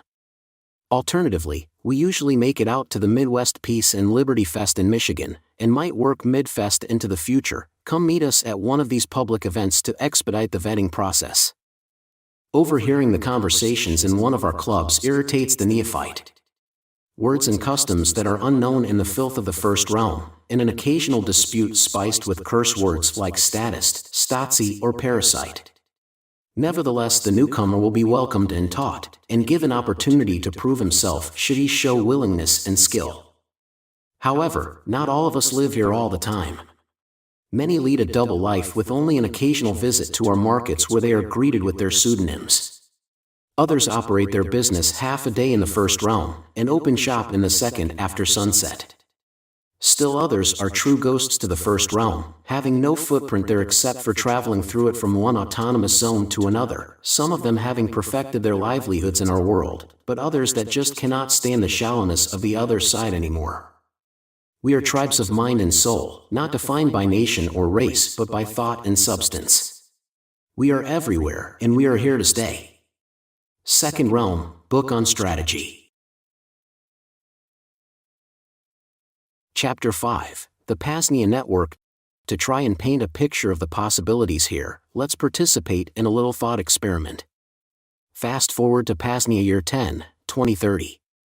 The public map and directory are not only available, but include 42 self-sufficient homesteads, 25 city squat spots, 7 guerrilla gardening plots, and even more regional homesteads to more efficiently facilitate trade. Let's also say the full vision of the PAZNIA Department of Transportation is in effect, and we have our own fleet app, much like the First Realm alternative does, and that we also have a dedicated Second Realm fleet of drivers to connect these disparate network nodes. One of the hardest areas to overcome in the pursuit of self-liberation is financial/economic. That is, either saving up enough money where a job becomes optional, or discovering/building up different income streams. If there's any way that we can expedite and assist in the transition from first to second realm, we must do it. Tom Marshall, hypothetical in this case, could begin to chart out trade routes and opportunities found on the map and directory, and might even plan on stopping at a guerrilla gardening plot or two to harvest some food. Or maybe to plant some more seeds for those coming after. Passing through self-sufficient homesteads, Mr. Marshall acquires most, if not all, of his food, water, and other needs, almost entirely not reliant upon the first realm grocery stores or services. For those that he can't acquire in the second realm, he consults the map/directory again, and finds a fellow self-liberator offering proxy merchant services in Chicago. Not only can Tom have a nice, safe spot to sleep in a warm shower, but Warren will run a couple errands for him and serve as a mail drop for some deliveries Tom had incoming for a small fee. Tommy, then, might hit up a second realm notel, that is, a nondescript empty house, rented pseudonymously, paid for via Monero, and unlocked via ghost phone. An internal reputation systems protects both renter and rentee. And finally, to conclude this thought experiment, Tom would like to visit some friends down in Ecuador. He returns to the wondrous map/directory to find a second realm private jet service leaving in 2 weeks for South America, putting him near enough to his destination. And without breaking the bank. He finds a freedom festival happening in the meantime, after a week and a half in the wilderness, soaking up the second realm with fellow self-liberators. Tom concludes this leg of his journey and sets his sights for the southern border. Such a network offers other advantages: a second realm underground railroad for those needing protection or escape, i.e. a network of safe houses. Van nomads could offer offline data mule services, downloading communications/data/etc. when leaving a homestead, and delivering it to another. Mail forwarding and permanent mailbox services could enable entrepreneurial opportunities for the offering self-liberator, and more options for the consumer in choosing residence and exercising other legal interstices. The stakeholder model beyond our public, free services, the PAZNIA network stakeholder model employed is much like that of a cooperative or a private membership association, only, ours isn't necessarily local, but worldwide. It's worth noting, these prices will go up in the future when we expand to our Tier 3 of fundraising. For current stakeholders, new tiers are 1/2 price.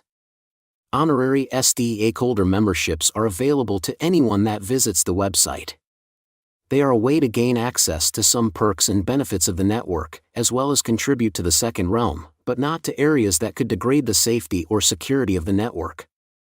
$3 donation, stakeholder ID card, $55 donation, PAZNIA sticker, ID card, and digital self-liberation bundle from Liberty Under Attack Publications, $99 donation, stickers, ID card, digital self-liberation bundle, and PAZNIA flag, $333 donation, all of the above plus an official PAZNIA passport. Our founding stakeholder memberships are usually purchased when folks visit Veritas, but they are available to any vetted self-liberator. The benefits and perks are much greater here, and involve some participation in the building out of infrastructure.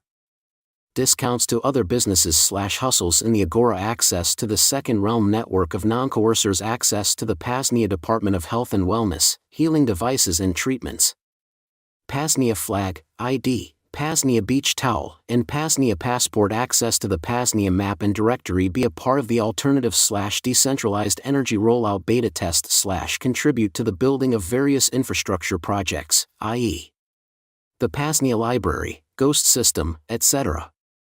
Lifetime 25% discount to Liberty Under Attack publications and goods/services at PAZNIA, meat, eggs, dairy, chicks, etc. Early access to purchase items available at Veritas. Have questions? Looking to barter? We're always open to other possibilities. Again, just email coordinator@rayo.com. Chapter 6, The Coming Intentional Community. Back in year 0, 2020, when the vision of PAZNIA first came to me, the prospects for my desired intentional community were purely theoretical, not really developed in any real sense. Sure, I suppose there was 5 years of interactions and developing relationships with the core group of folks I invited to the first Vonu Fest, We'd all been going to the Midwest Peace and Liberty Fest in Michigan for a long while, me since 2015. But still, relocating one's life is usually not easy, so it still seemed rather unlikely. Then my wonderful free wife Aura moved here in 2021, and something like 20 freedom gatherings have taken place here since, including 5 Vonu fests. In that time frame, there is now one couple interested in constructing a wilderness structure, 1 individual, and 1 family. That's not to mention we've had a van nomad select Veritas as one of his home bases where he spends most of the year, and has, for the past couple years. One option we've been mentioning to folks is the Amish sheds that are everywhere around here. With some work, it would be rather easy to have a small, self-contained, comfortable off-grid tiny house shed. There would be room for a good-sized garden and plenty of opportunities to help around the homestead, which is almost more needed than money, i.e. rent, now. And when the nomads decide to travel elsewhere, they can rent it out as a P.A.Z.NIA B&B while they're gone. These options are still available to the right, vetted self-liberator. Needless to say, I'm extremely happy with the progress over the past 5 years and that this far-out possibility is actually coming into fruition. Here's to looking back come year 10. Chapter 7, Get Involved, Join the Second Realm. First and foremost, join us in our various committee of correspondences. If you're not super tech-savvy or are new to the realm of encrypted apps, Telegram is a good enough start, t.me/PAZNIA chat. If you'd like to join us in what more resembles the second realm, Simplex is our current go-to platform. The encryption is rock solid, there are no phone numbers/identities attached, and messages are routed through many relays, offering censorship resistance. Scan QR code below. Wherever you join, please consider an introductory post. Let us know how you found PAZNIA, a bit into your path here, your current, or desired, liberated lifestyle, and whatever else you like. Second, consider becoming a SDA holder. Not only do you get some great perks and benefits, but it greatly helps us in funding the expansion of the second realm, of the PAZNIA network. After getting your feet wet in the second realm, maybe you want to become a bigger part of the network? This would entail things like adding your homestead to the vetted map and directory, a van nomad squat spot, if you had one, or whatever other opportunity that could be of value to a traveling self-liberator. If this sounds like you, please visit PAZNIA.com/join and fill out the form. Or maybe you're a nomad, and are looking for access to all that the PAZNIA network has to offer? In this case, visit PAZNIA.com/join too and fill out the form. Let us know what you're interested in, and anything you're able to offer. Get vetted and come out to an event at Veritas. There are bigger freedom festivals, like the Midwest Peace and Liberty Fest and Midfest. There's something about a tight-knit community of radical self-liberators who are already building liberated lifestyles. And for us all to be in the same place, it's truly magical. It's truly the only way to experience the second realm, in my opinion. Maybe you've got some technical/developer skills?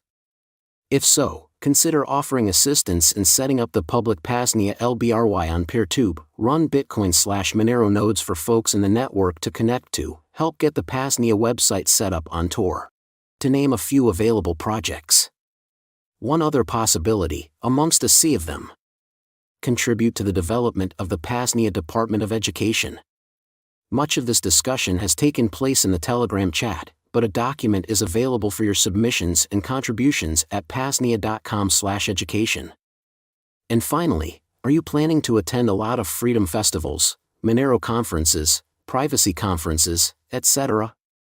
Become a PAZNIA ambassador. We'd get you set up with some merchandise and promotional material, and you would preach the good word of PAZNIA to anyone who will hear it. Other ideas? Just reach out, coordinator@PAZNIA.com. Chapter 8, in closing. While I do get impatient at times about the seemingly slow development of the second realm, I have to remind myself that all good things take time, and the amount of work to be done is expansive. I mean, hell, we're talking about the complete rebuilding of society. That, and taking a step back, it's easy to see how many important connections, developments, and events really transpired in just the past 4.5 years. The right folks are finding the PAZNIA network and real headway is being made. And with the publication and release of this book, the vision of what we can build together is hopefully clearer. So much so, that you're ready to get involved, whatever that means for you and yours. I'll end with one of the most impactful quotes from my posthumous mentor, Bill Cooper. Like it or not, everything is changing. The result will be the most wonderful experience in the history of man or the most horrible enslavement you can imagine. Be active or abdicate. The future is in your hands. Chapter 9, Freedom is Yours for the Seizing. By J.E.T., May 1966 Innovator. So you want to be free? Then become free. All of the freedom is yours which you are able to seize. How does one seize freedom? By avoiding, evading, escaping, discouraging, overpowering, destroying, or otherwise frustrating anyone who initiates force or threat of force against you. But the oppressors ignore my pleas for freedom, you complain. Do you expect them to set you free? As you yourself point out, your oppressors have morals which would shame a beast of the forests. So long as you obey all their rules, no matter how onerous, and pay all their taxes, no matter how burdensome, why should they? And the oppressors dupe my neighbors, who are confused, unaware, and apathetic, you protest. Do you expect them not to deceive? The herdsman can milk only tame cows, the tyrant can drive only submissive slaves. We must overturn the oppressors, some of you proclaim, and rule wisely and justly in their place. Then go do it, if you can. But don't be surprised when the oppressors stampede their bewildered subjects against you. We must educate, teach increasing numbers our values and ideas, others of you shout. And someday evil will be banished from the earth. But as even you admit in your more reflective moments, this will take time, much time. So how shall you live the only life you will ever have? And how many followers can you attract and hold if you offer only visions of a paradise for their great-grandchildren? I do want freedom, you cry. But there is no way to get it now, no chance to elect, no means to revolt, and no place to go. I reply, if you want freedom, seize it. But my oppressors are organized into a powerful state, you object. They have thousands of agents and millions of police. However, each of the state's minions has only the same 2 eyes, the same 2 hands, and usually not so much brains as you or I. They cannot be everywhere, they cannot see everything. But they will collect a tax on my earnings, you protest. Only if you are so craven as to hand it over. Discover ways to avoid their extortions, trade with those who practice freedom. Or be a gypsy who sells, and flees. But they will confiscate my property, you quaver. Only if you are so foolish as to lead them to it. Convert your wealth to forms you can conceal. And rent your shops and homes, or mortgage them to the hilt. But they will throw me in jail, you whimper. Only if you are so careless as to stumble over them, they who have trouble apprehending morons and psychopaths. Make yourself hard to find. But that is too much trouble, you wail. I would rather follow their rules and pay their taxes, lick their boots and hone their axes, do everything they demand, and maybe, oh maybe, they will leave me alone just a little. Then tag along with the sheep to slaughter, you who expect freedom on a silver platter. For how long can you appease the tyrant who will demand more and more, until he has you? And what do we know of this utopia that some of you dream of? In every land, of which we hear, there are some who covet the lives and creations of others, predators who rob and enslave the weak, the foolish, and the cowardly. Sometimes the predators are alone, and slink about as criminals. So the free men go like tigers, armed and ready for self-defense. Sometimes the predators join together, and stalk about as rulers. So the free men go like foxes, inconspicuous and ready to hide. Occasionally the free men ally to put down the predators. But sometimes their forces tend to become slavers and looters in return. However, in almost any land, those with the courage to assert their freedom seldom need to fight or hide, for the predators live off the easy prey. But this will pass, you say to me, for now, at last I have the key, the elixir for liberty, for the first time in history. And once sufficient numbers see Well, maybe. But in the meantime, all of the freedom is yours which you are able to seize. About the author. Shane/Ryo II founded Liberty Under Attack in mid-2012 when he was just beginning his research into the nature of reality. He began with an adventure down the conspiratorial rabbit hole for a while, focusing primarily on the work of the late Milton William Bill Cooper. In February 2015, Shane started LUA Radio, which was one of his goals for quite a long time, and would prove to be the most critical step in his development personally, as well as the point of origination for the now real-world connections in the second realm, by getting connected with the Michigan Peace and Liberty Coalition via the Midwest Peace and Liberty Fest. Not long after launching LUA Radio, he adopted the philosophy and ethics of voluntarism, and shifted his focus towards solutions to increase personal freedom in the here and now. This manifested in the freedom umbrella of direct action, the digitization of Ryo's Vonu, the search for personal freedom, this book being another critical step.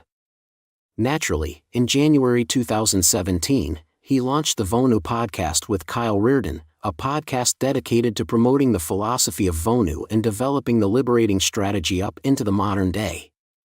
This was about the time he began writing his first book, Vonu, A Strategy for Self-Liberation, and founded his publishing outfit, Liberty Under Attack Publications, which focuses on strategies and tactics for self-liberation, in addition to anarchist/agorist fiction. In addition to all laid out above, he currently resides on his 22-acre homestead in the Free Republic of PAZNIA with his free wife, Aura, raising his lambs, goats, and chickens, and publishing books and podcasts. He hopes to publish more of his own work soon, too many unfinished works in progress. You're listening to the P.A.Z.NIA Radio Network. While infrastructure costs for the P.A.Z.NIA Radio Network aren't exorbitant now, there are some costs. It will also increasingly demand more time as we move towards longer transmissions and more transmissions. If you'd like to help cover current costs and even the expansion of our efforts, please visit PAZNIA.com/shop. There, you can make a one-time fiat, Bitcoin, or Monero donation. You can become a stakeholder, and you can even order some one-of-a-kind P.A.Z.NIA merch, ranging from shirts to hats to flags, all the way to beach towels. Again, that link at PAZNIA.com/shop. Cheers from the Free Republic.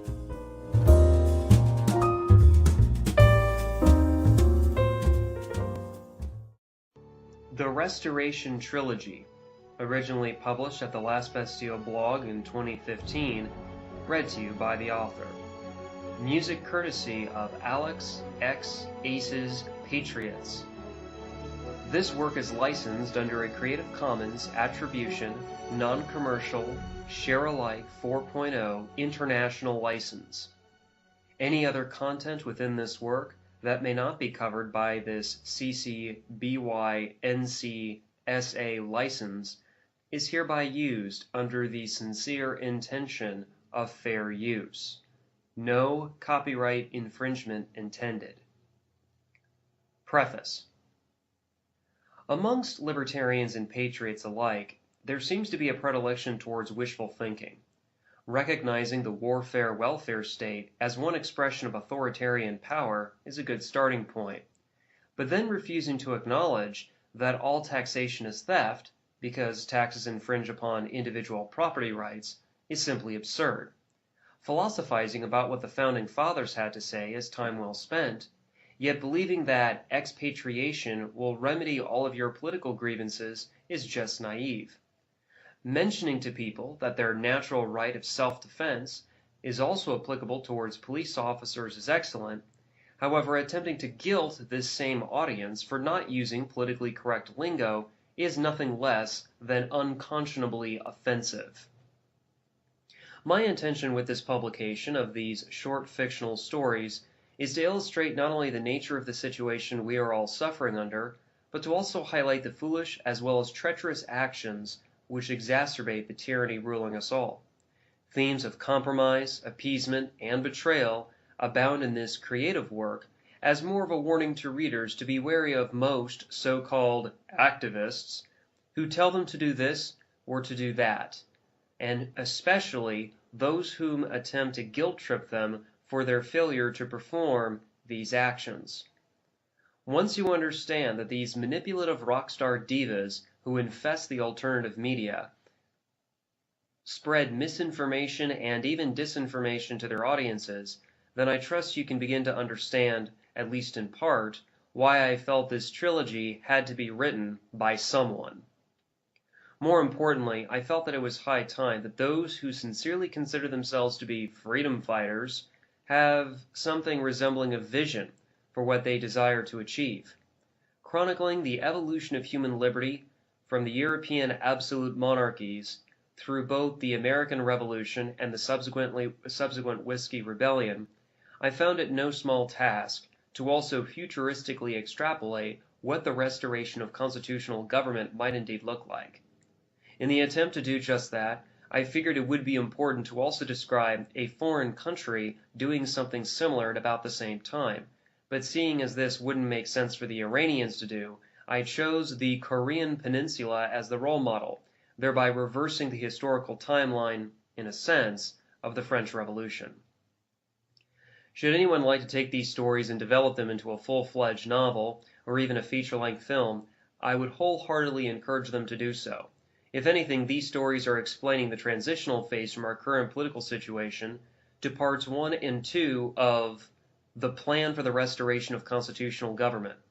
Hell, a cinematic trilogy about the plan would be even better, because that would demonstrate more specifically how the current Anglo-American empire could be thrown off, as well as how the several American republics could be successfully restored. A truly inspiring movie trilogy, rivaling in popularity to that of The Hunger Games or Atlas Shrugged, about securing our liberties would tickle me pink something fierce. Kyle Reardon, Austin, Texas, January 2015. You have just heard the preface to The Restoration Trilogy, originally published at the Last Bastille blog in 2015, read to you by the author. Thank you for listening, and laissez-faire.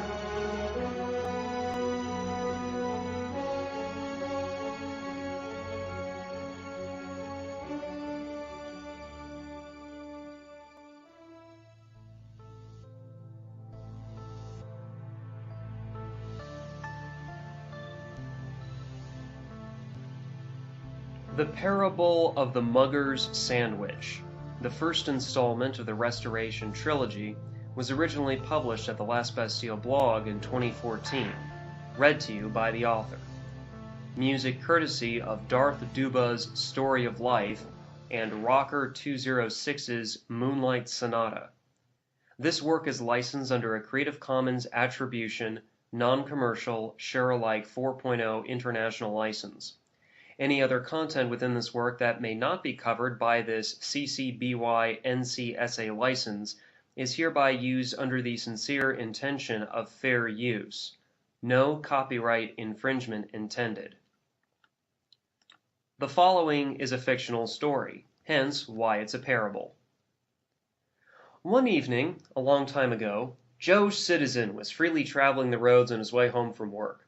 Suddenly, a dark figure emerged from the alley. Joe was startled, and before he could do anything else, the stranger asked him for the time.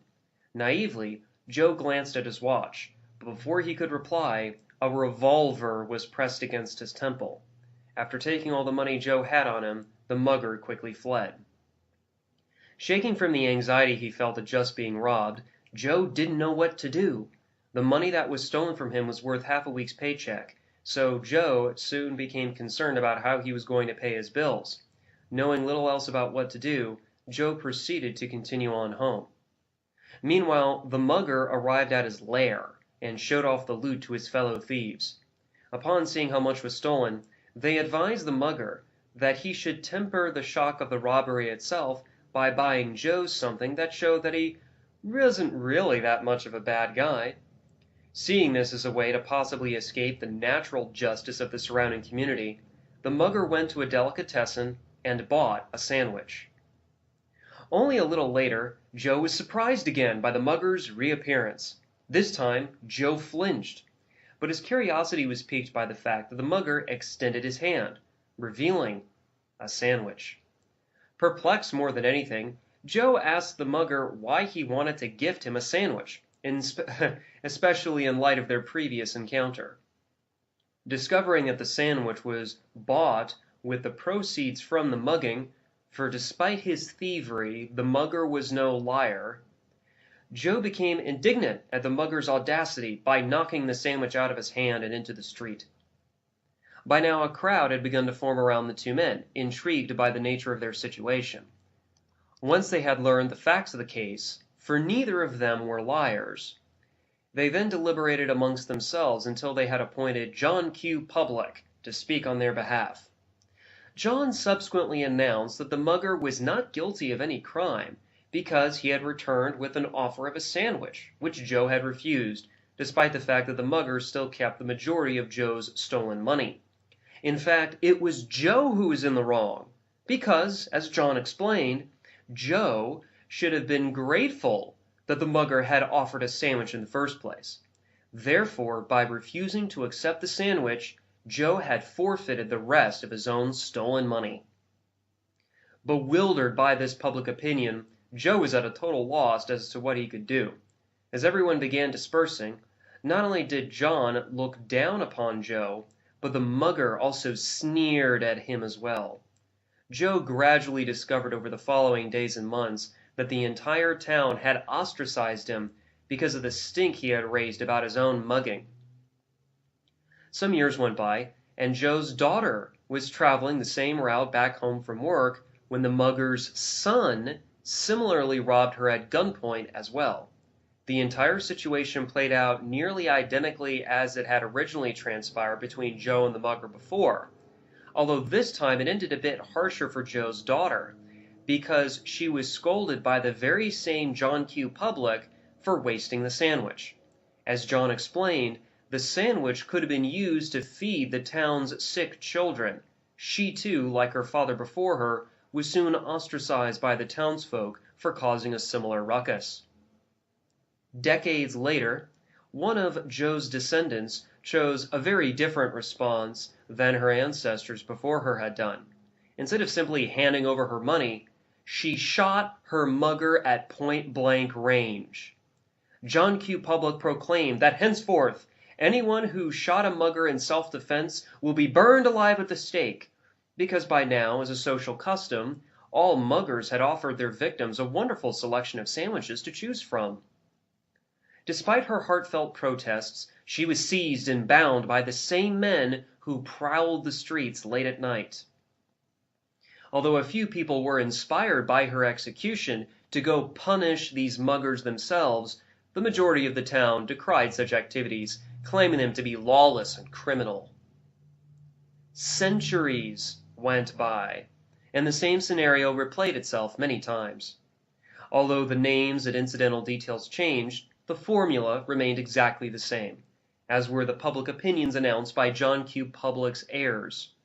Never again would the town's muggers ever be prosecuted or otherwise held to account for their crimes against the townsfolk, for as long as they kept to the traditional precedent of offering sandwiches to their victims, then the interests of justice were satisfied as far as the conscience of the community was concerned.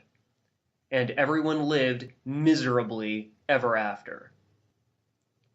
You have just heard the parable of the mugger's sandwich, the first installment of the Restoration Trilogy, originally published at the Last Bastille blog in 2014 and read to you by the author. Thank you for listening, and laissez-faire.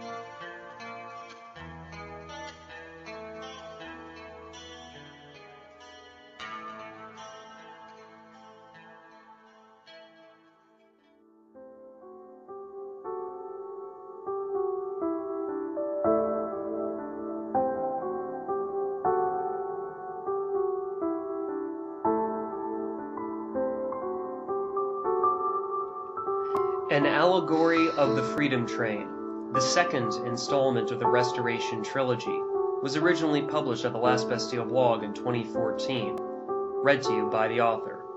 Music courtesy of Spook Nukem's Reflect and Odd Fellow Floyd's Bridge Jumper. This work is licensed under a Creative Commons Attribution, Non-Commercial, Share Alike 4.0 International License. Any other content within this work that may not be covered by this CC BY NC SA license is hereby used under the sincere intention of fair use. No copyright infringement intended. The following is an extended metaphor, hence why it's an allegory. If you haven't yet listened to The Parable of the Mugger's Sandwich, then please do so before listening to this fictional story. A long time ago, there was a megalopolis whose downtown brimmed in 1,000 points of light. This sprawling cityscape soon became the technological and social center of a quickly growing empire. Despite the glorious marvels found only in the downtown area, there were other boroughs of the city, where its inhabitants were barely living at all. Their ramshackle tenements felt as if they were about to buckle at the seams at any given moment. An air of desperation was all too common amongst the people here, and anything that offered itself as a reliable means of escape was considered to be very valuable indeed.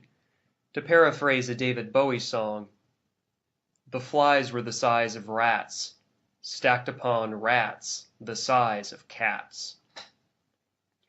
It wasn't just the fact that dilapidated shelters were the norm here. It was also the fact that no one lived here in what they would have considered to be their own homes. For instance, it was rather typical for meddling neighbors to demand the intervention of a constable for every minor inconvenience you could imagine, and many times for even no problem at all. A culture of tattle-telling was emulated right here in the tenements, because it made many of the people here feel as if they weren't that different from their wealthier counterparts who lived downtown.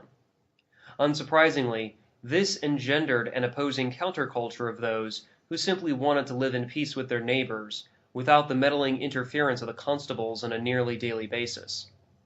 These brave and unrelenting souls approached their troublesome neighbors in several different ways over the many years.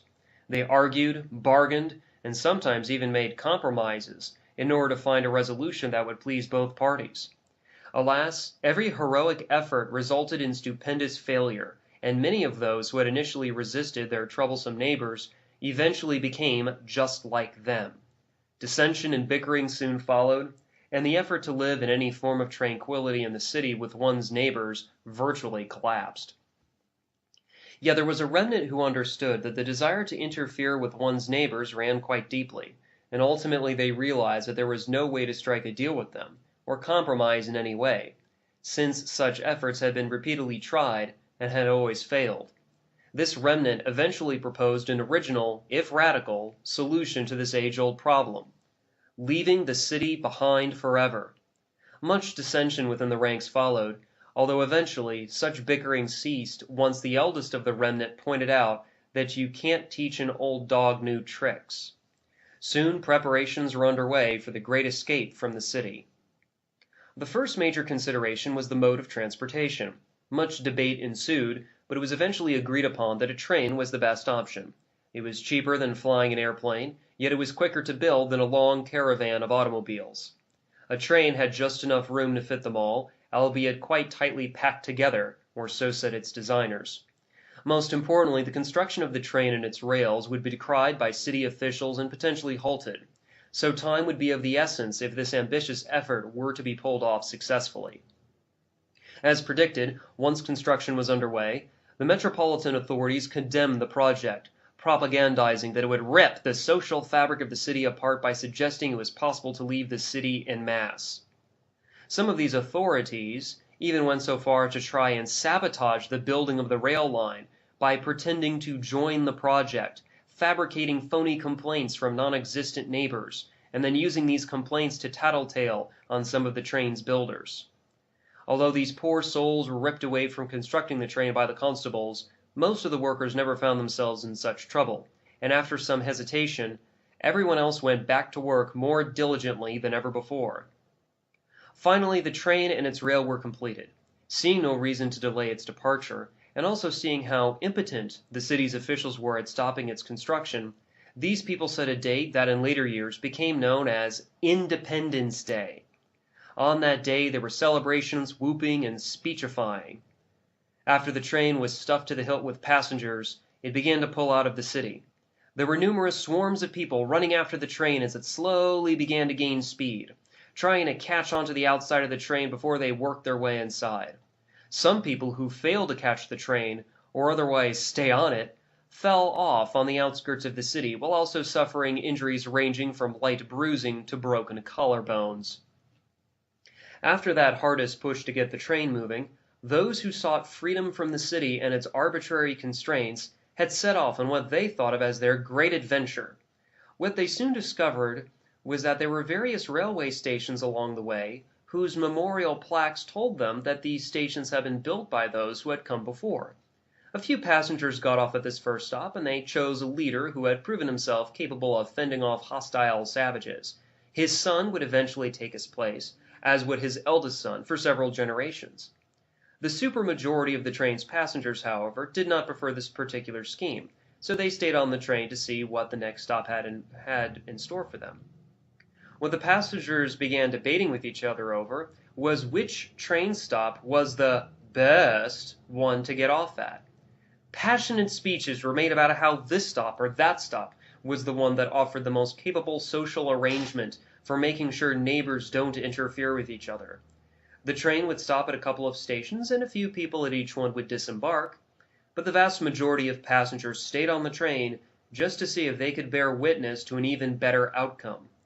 Before too long, one passenger reminded the entirety of the train that, in accordance with their own stated principles, they should stop at each station and passively allow whomever wanted to depart to do so, simply because the decision about whether or not to get off at a particular stop was primarily a deeply personal one. Once the commotion over this new proposal had settled down, most passengers nodded in agreement, even though some of them felt this idea left a bad taste in their mouths, for they had wanted a solution that would be applied equally to everyone. So on it went, with some passengers stepping off the train at the next stop, but most choosing to stay on it and see how far they could go. One rather vocal minority of the train went even so far as to argue that they will only get off the train once they have reached the end of the line.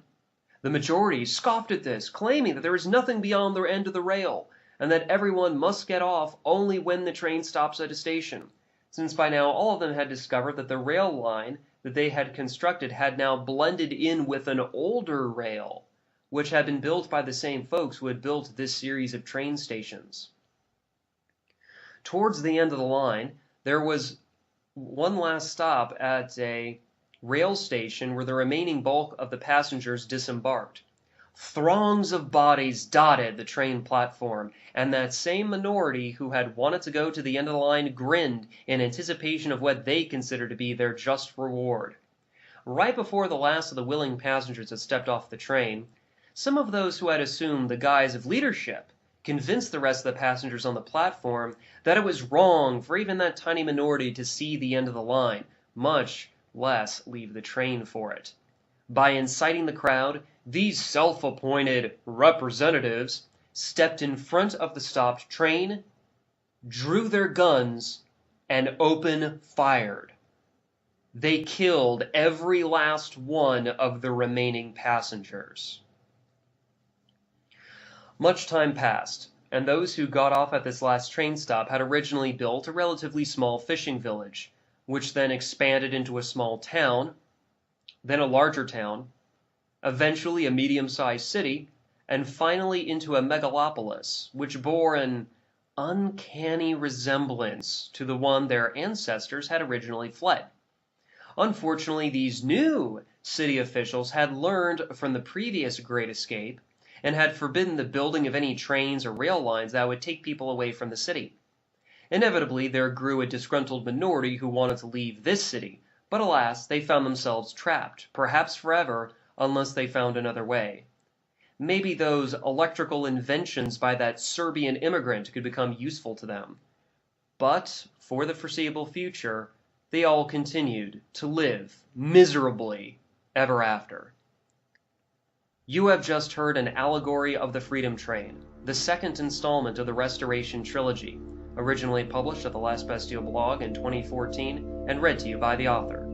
Thank you for listening, and laissez-faire.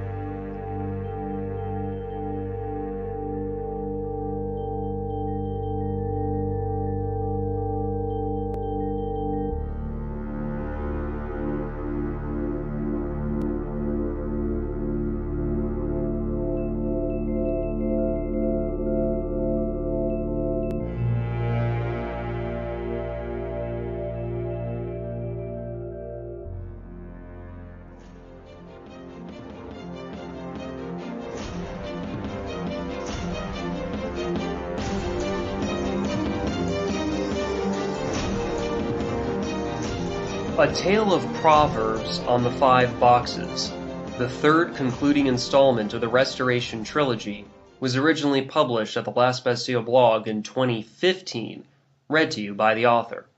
Music courtesy of Ashley Alicize's A Puzzling Predicament, A Dangerous Situation, and my own remixed version of Brayton's North Wind.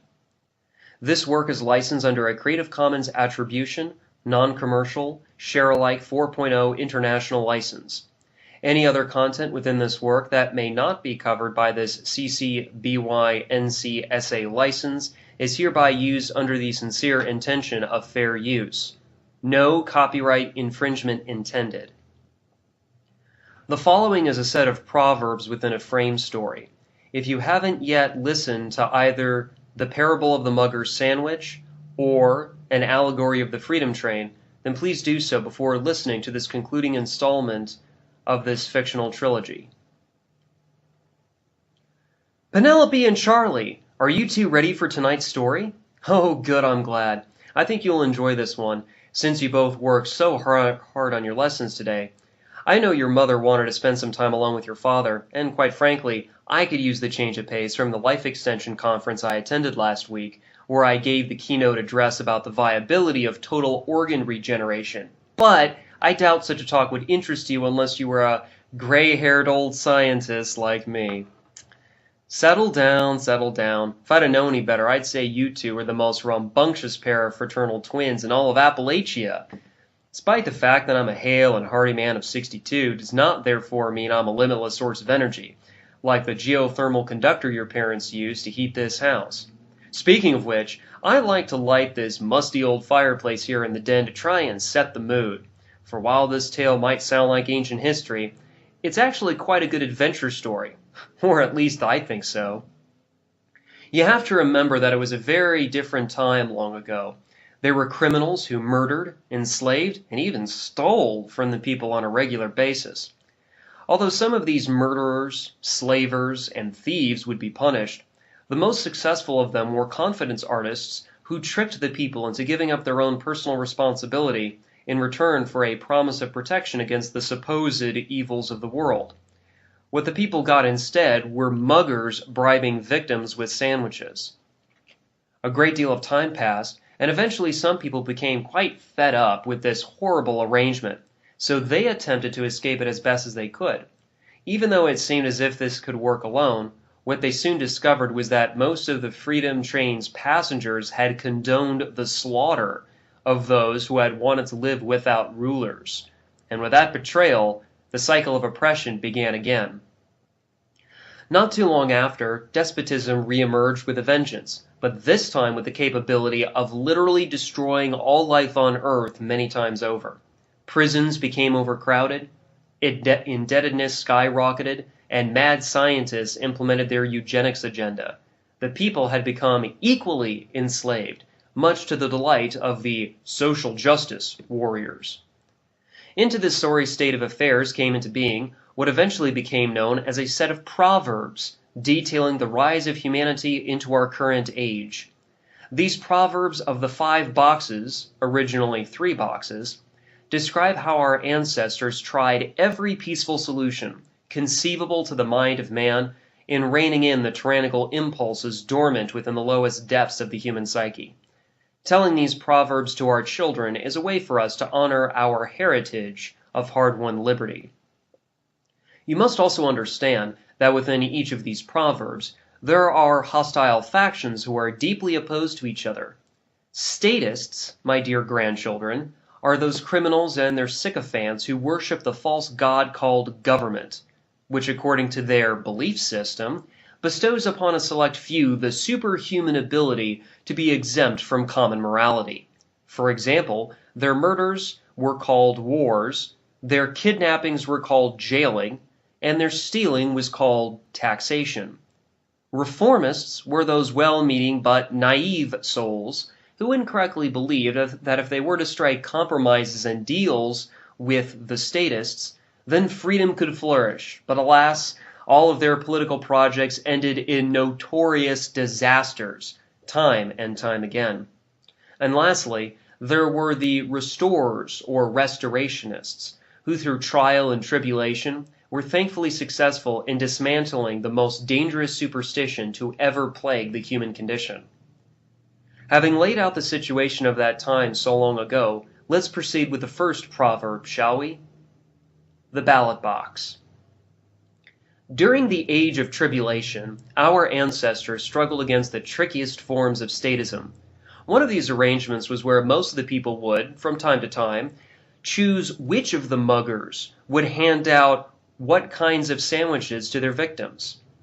Of course, those who had chosen a different mugger would not be able to enjoy the sandwiches he would have given out had he enjoyed greater support from his victims. As you could have guessed, if some of the people received a mugger who handed out sandwiches they disliked, they were told they could always wait for the next election cycle and then vote him out. Naturally, it didn't take too long for people to realize that this was a rigged game, and the restorers suggested that the only way to really win was not to play this game at all.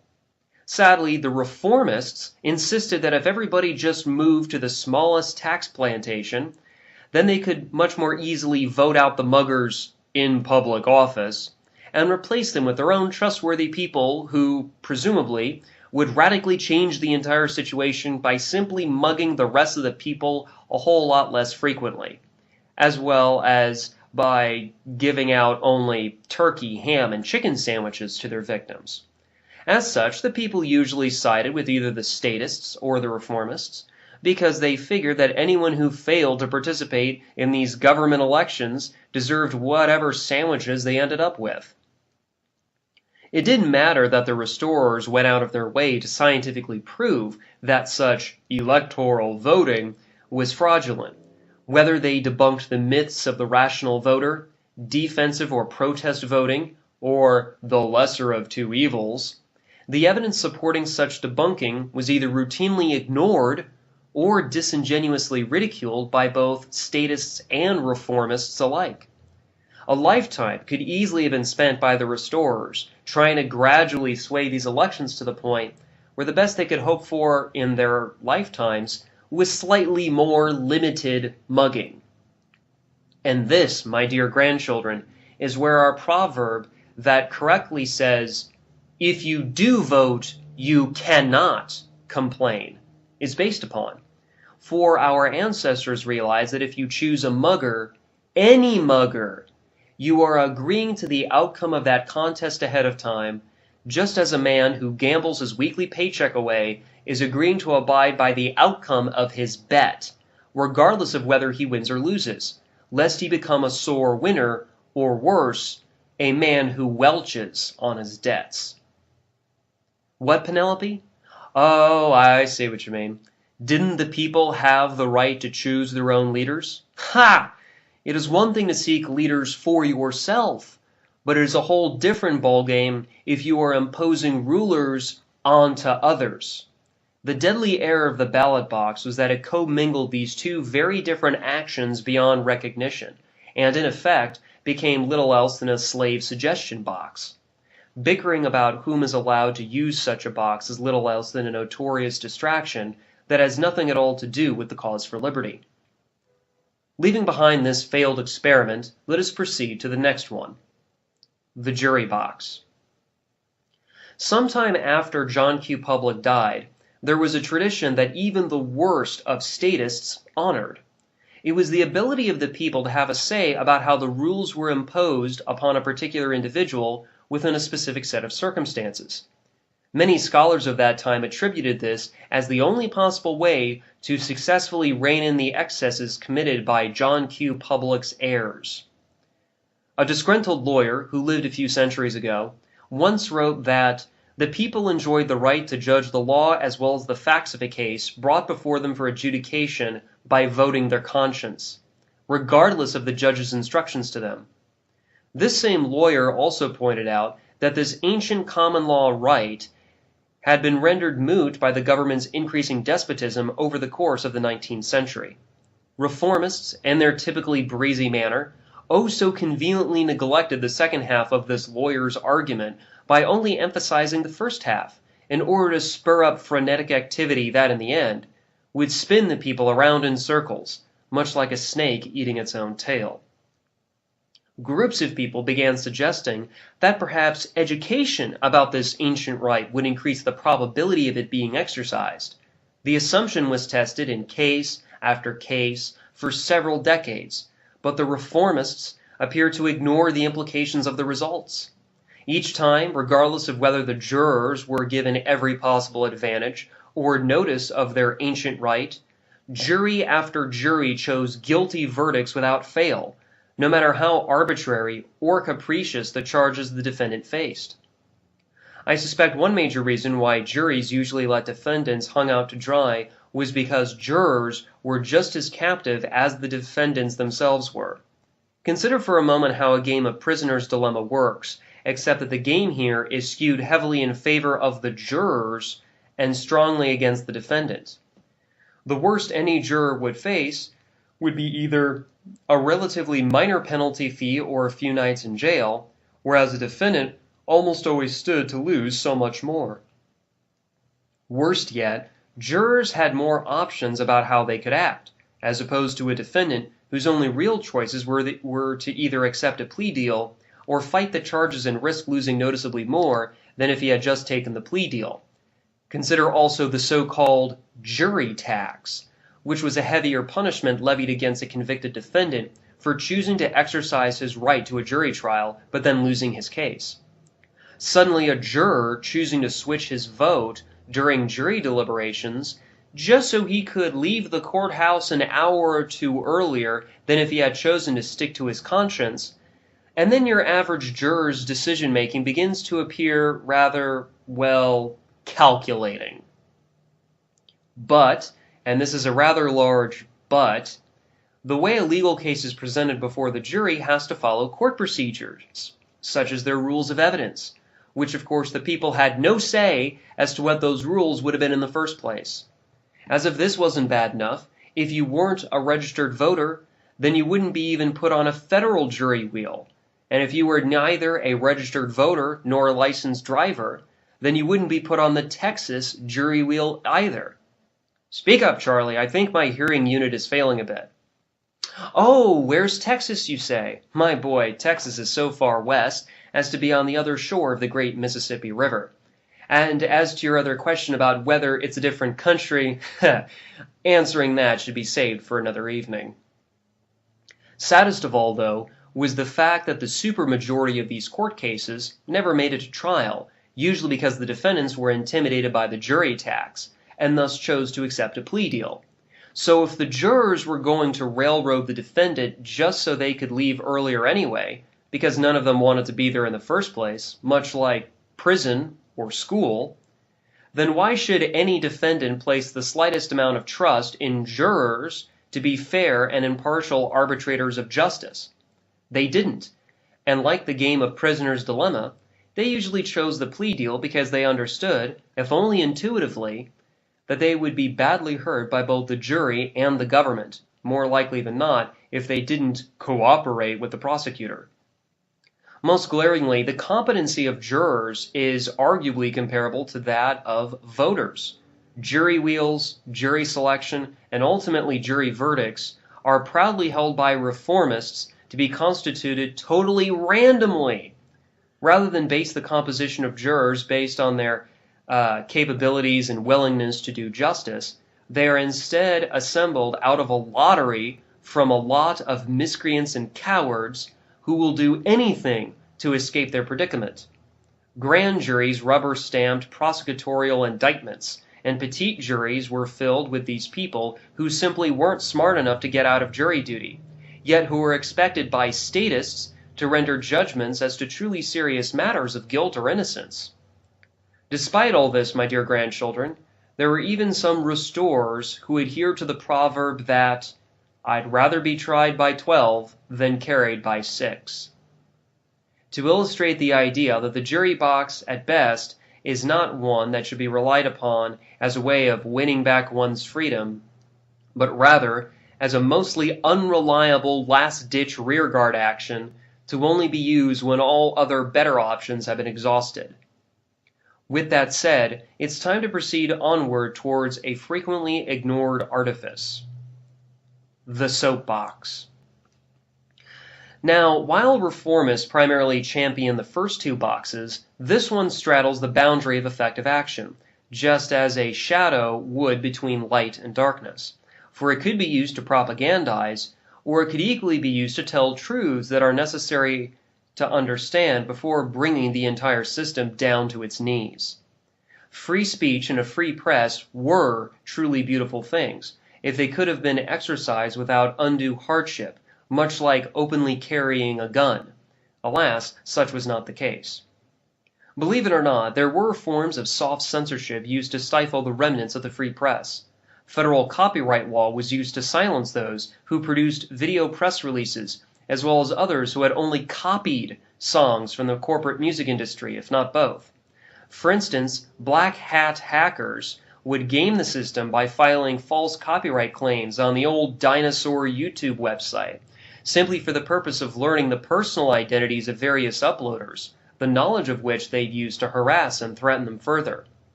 Another problem was that statists would occasionally use the statements of any journalist as evidence against him in the government courts. For example, my parents made me memorize the following hearsay rule that was common throughout the former United States, which said that a statement cannot be hearsay if, quote, the statement is offered against a party and is the party's own statement in either an individual or representative capacity, close quote. In other words, anything you say can and will be used against you by statists in order to steal your freedom and your property away from you, and they will do this by way of government law.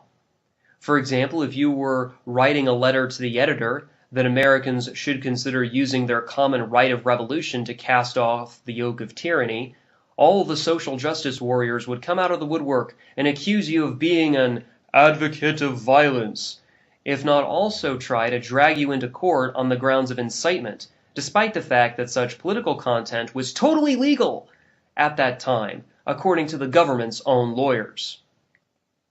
It wasn't just the government's laws that infringed upon the free press. Oh no, my grandchildren, it was also the incessant conflict generated by many who claimed to oppose government media. Sensationalism, not truth, was the prime currency, as misinformation and disinformation took precedence over reliable intelligence. News cycle junkies and inept researchers promoted myths and half-truths, which ended up serving only the tyrants. Confidence artists scammed well-intentioned donators out of their discretionary income. Social justice warriors inculcated false guilt in the minds of their victims only because they were both angered and jealous of their lifestyle preferences. Most importantly, the never-ending bickering and infighting, with its concomitant strains of bullying and death threats, only benefited those who wanted their 15 minutes of fame, but not those who had wanted to spread the message of liberty. Repeat that again, Penelope? Wouldn't all that infighting discourage people from opposing those bad men who pretended to be government? Well, my dear, yes it would, and it did. A few people realized how these dynamics worked, but by the time they did, it was already much too late for the remnants of the free press. Ironically, participation in this so-called alternative media, in fact, violated individual privacy more often than not. Smeared were the good reputations of decent people, and baseless accusations held more sway than any exculpatory evidence, mainly because there was no semblance of due process or basic fairness. As a result, many lovers of liberty saw their employment and business opportunities vanish, since there was no remedy for them to even try and regain their good name. This, coupled with the scammers who promoted things like activist legal defense funds, were the causes behind why many restorers becoming more impoverished and disillusioned than they were before, and thus it served as a punitive disincentive against those who opposed the government. An obscure blogger at the time remarked that his greatest fear wasn't persecution from the government, necessarily, but rather the alternative media slowly mutating into an internet version of statist media, hence the name-calling of gun owners as violence advocates. He attributed this in large part to the destruction of language we now know full well as verbicide, which, you must keep in mind, was a little-known concept at the time. Ultimately, he became quite despondent and chose to give up on any notion of spreading a message of any kind, at least publicly, that is. In one of his final articles, he explained that almost nobody was listening, and of those who did, they stubbornly refused to act, instead preferring to simply repeat what he himself had said on a variety of given topics. So, children, the adage provided by a more well-known author that, in a time of universal deceit, telling the truth is a revolutionary act, was more true than even most of the restorers gave it credit for. Of course, both the statists and reformists were more than comfortable telling the noble lie, as long as it served their nefarious purposes.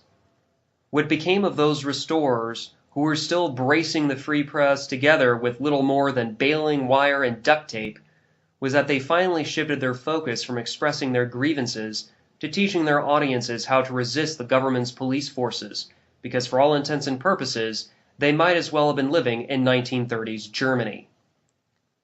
Having closed the door to that particular avenue, let's next explore what happened to those who had resisted in a foolish manner. The Pine Box. The shared assumption behind the 3 previous boxes was that there was some kind of peaceful solution to the age-old problem of tyranny. Elections, juries, and even the news cycle all served to perpetuate the notion that if you only play by the tyrant's own rules, then you will defeat him at some point. Whether it be by persuasion, gambling, or embarrassment, these approaches fail to address the root of statism itself, namely, the mindless obedience to authority. It was this very obedience, Charlie and Penelope, that directly led to the massive numbers of humans who died at the altar of so-called public policy.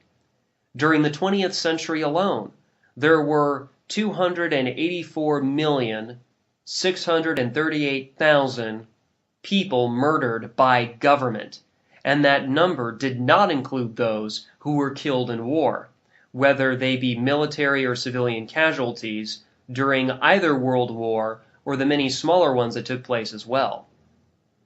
If that fact does not make you shudder to your core as to the dangerously unstable nature of all government, then I honestly don't know what will.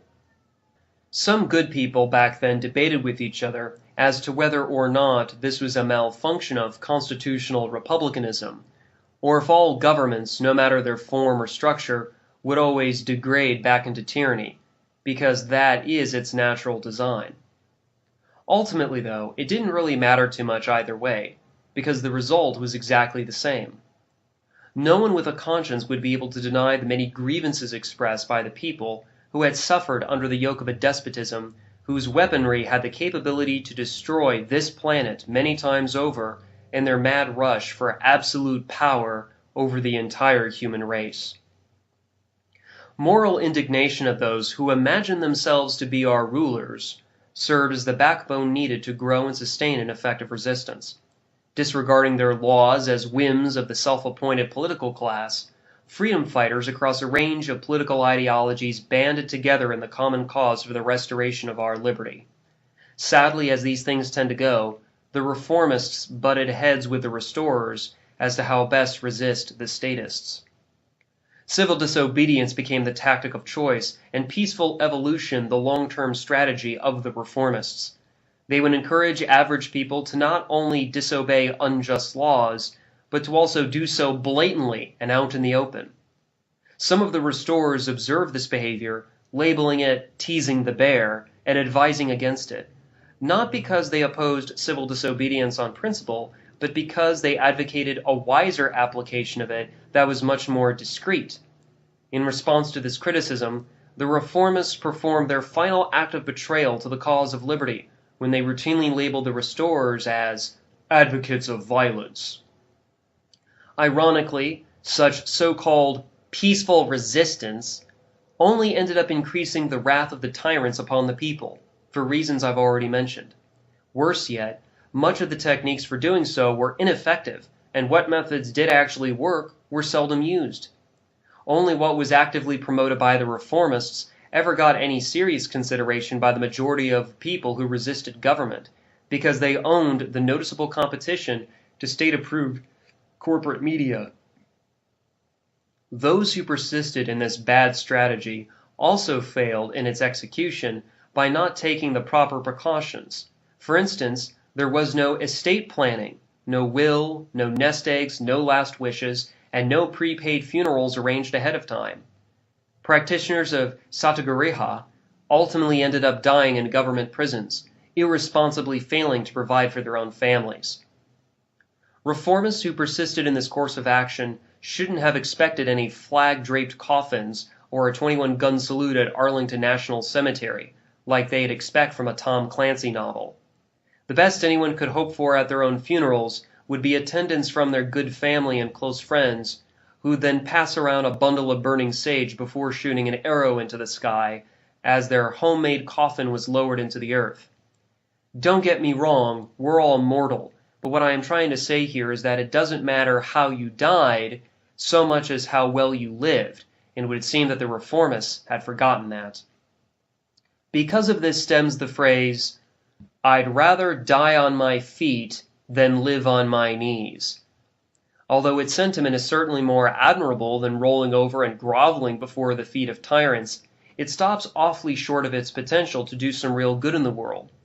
Meditating on death, as the medieval Japanese samurai did, can be useful in making peace with one's mortality, but it is unhelpful if one is attempting to inspire courage. Now, having examined the consequences of half measures, as well as of failure despite the best of intentions, let us now proceed to the final and most important box. The cartridge box. If there is ever a devil, the state is it. That is why the founders of the former United States insisted on maintaining and strengthening the militia system. Because they viewed government as a necessary evil, they understood that the only truly effective check on the power of any government is for the common people to use their privately owned weapons to deter and even repel the king's guards. As one of those former guards warned back then, tyranny cannot come to the door of any American unless it comes in uniform. You must keep in mind, grandchildren, that revolutions are internal, whereas restoring independence is external. This understanding, coupled with an appreciation for leaderless resistance, should impress upon you the dynamics inherent in the evolution of human liberty. Only a unity of purpose, not a unity of structure, would ever be the appropriate expression of any broad solidarity. People back then routinely confused freedom with comfort.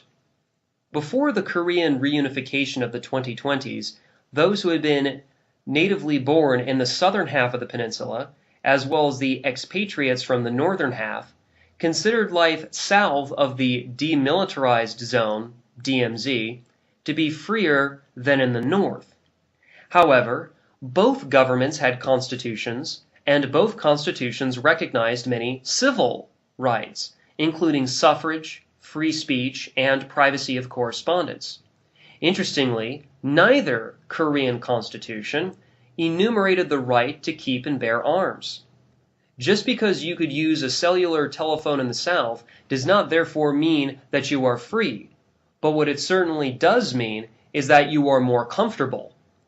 Unlike the German reunification of the 1990s or the American reunification of the 1860s, the Koreans decided to try living without government for a while, and to their surprise, they enjoyed it very much. Korean imitation of the civil defiance, earlier demonstrated by Americans during the Bundy affair, was paramount in their ability to deter and ultimately repel both governments forcibly. South Korean dissidents, who were inspired by the restorers, marched around Seoul wearing holstered pistols.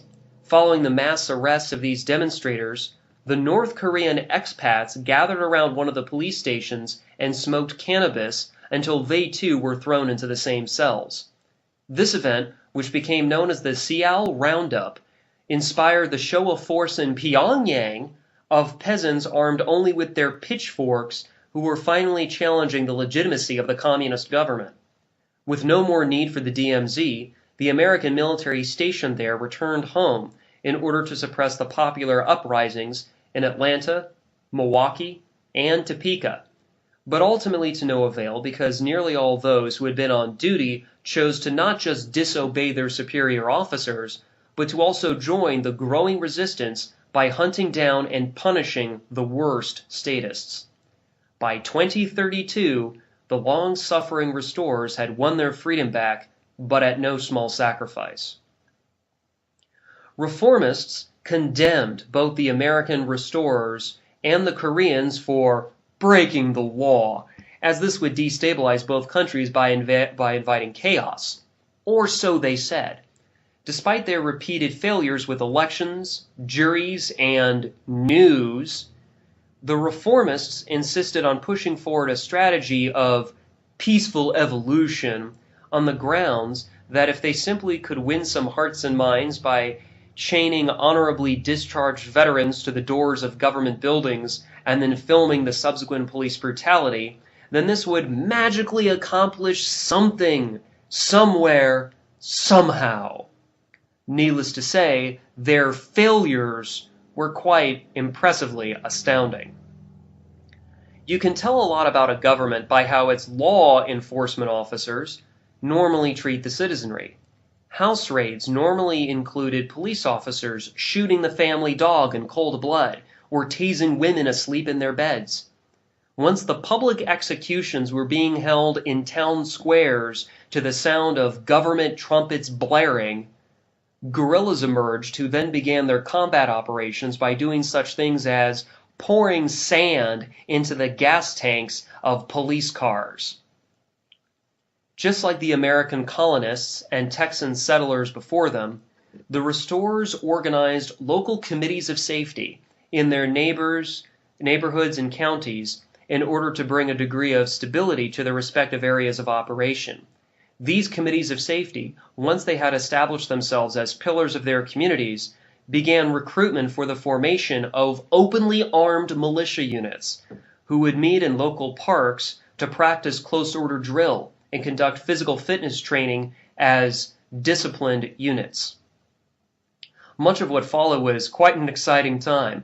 Politicians and their minions were targeted, as were the gendarmerie, the latter of whom were summarily executed on the spot. The strategy and tactics of the restorers was much like the Viet Cong guerrillas of the 1960s, but with the technological roles reversed. Such an effort would have been impossible to mount without the logistical planning before the outbreak of active hostilities. For decades, many stockpilers began squirreling away materiel that one day could be used if any of the normal supply chains ever broke down, even if only temporarily. These stockpiles were quickly put to use by the guerrillas and their many allies, and because of this, the stockpilers became one of the most important support sections for the restorers of constitutional government. Once the many committees of safety began coalescing into larger committees, as the small white dots grew to eventually overshadow the black areas, then governance transitioned to the Constitutional Compliance Convention, whose duty it was to guide the orderly dissolution of the tyrannical empire and the long-sought-for restoration of these United States. A few decades went by, and there were those who felt as if government really was an unnecessary evil. Public debates and many referendums were issued amongst this rather enlightened people, who had not too long before had regained their hard-won republics, and were now faced with the very real prospect of experimenting with limited government much more so, perhaps even to the point of extinction. First, the American Southwest, followed closely by Texas and then the Pacific Northwest, abolished their respective governments, because their executive and judicial functions had already been replaced by the private production of security services alongside multi-tiered third-party arbitration that was sold in a truly freed market by competing dispute resolution firms. Used during both the earlier American and Texan struggles for independence, the well-known phrase, "come and take it," was again pressed into use by the restorers in order to emphasize that the use of weapons to kill government agents, including so-called law enforcement or police officers, was truly indeed the last resort in the defense of freedom. Since that time, absolutely no one has dared to question the idea that firearms are liberty's teeth, and as such, it is vitally important to maintain good hygiene. Evolving past the most dangerous superstition was only made possible by the tireless actions of those who came before you, who suffered, fought, and often died, just so you and your children would be able to taste the sweet nectar of liberty.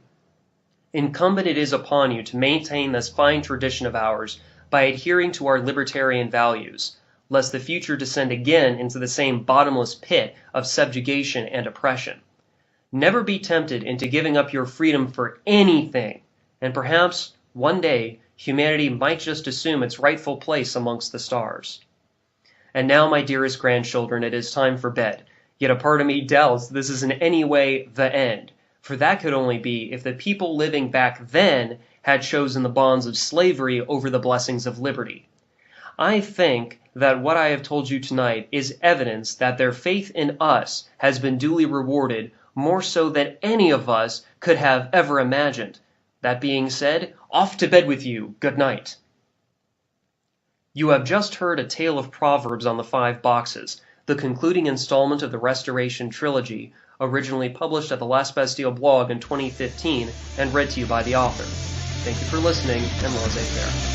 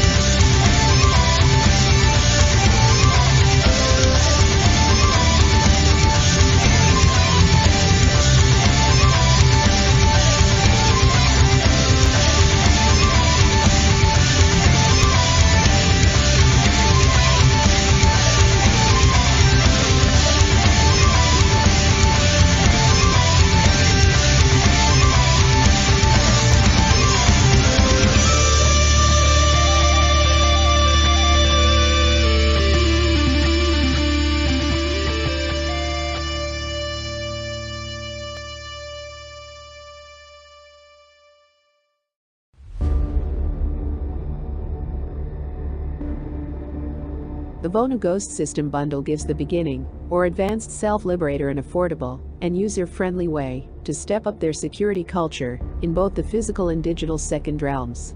Featuring 2 privacy-hardened devices, hardware hacked by our friend Jam and Biconic.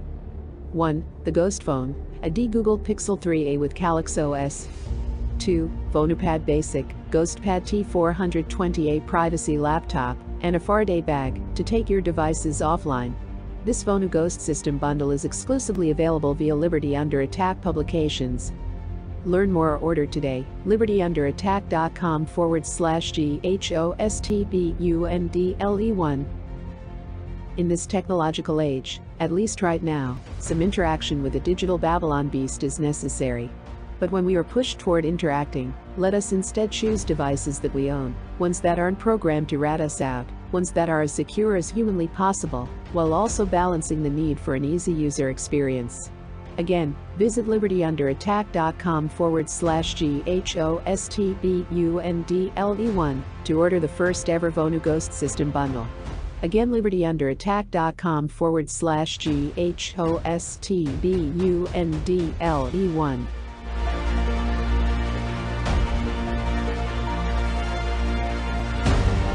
See you in the digital second realm.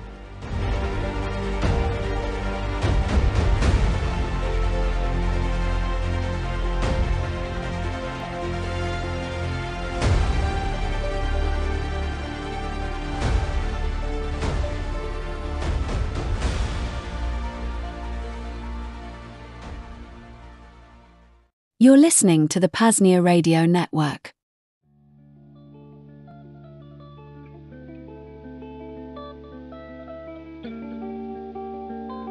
Hello friends, fellow self-liberators. DJ Brian Freer Robot here with a message from the PAZNIA Department of Freedom. Did you know, PAZNIA is much more than just the greatest radio network in existence. Founded in 2020, the Free Republic of PAZNIA is a burgeoning, worldwide parallel network founded upon the principles of truth, freedom, and voluntarism. We're building out a network, and subsequent map and directory, of homesteads and farms, van nomad squat spots, guerrilla gardening plots, local health food stores, potential opportunities for alternative home bases, and much more, anything else that would be useful and necessary for a self-liberator. Beyond that, we have various departments, such as our Department of Transportation and Department of Communications. Each department is pursuing its own goals, in this case, a decentralized logistics and supply network, and mesh networking as examples, respectively. We'll build out some public features, but PAZNIA is at its core a vetted network. And the first step is to become an honorary stakeholder. Features include discounts to other businesses/hustles in the Agora, access to the Second Realm network of non-coercers, a PAZNIA ID card, PAZNIA stickers and pens, a digital self-liberation bundle via Liberty Under Attack publications, a PAZNIA flag, and a shirt and a coffee mug or a hat. The full stakeholder donation is $333, but there are various tiers, $3, $55, and $99 if the budget is understandably tight. Your donation will go towards the expansion of the PAZNIA network and is a way for us to only get folks who will put their money where their mouths are per se. And you get some great advantages in return. To become an honorary stakeholder, visit PAZNIA.com/stake. Again, PAZNIA.com/stake. Bitcoin, Monero, and fiat accepted. Thanks so much for tuning into the PAZNIA Radio Network. Let's get back to the deprogramming. DJ Brian Freer Robot out.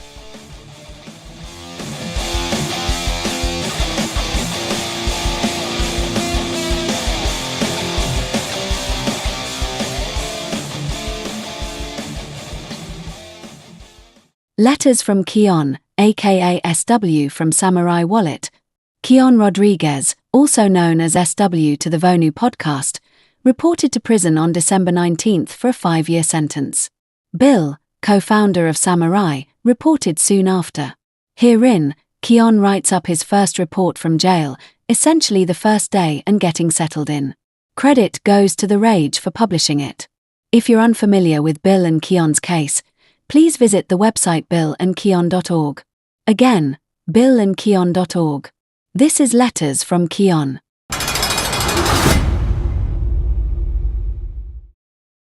Hello, reader.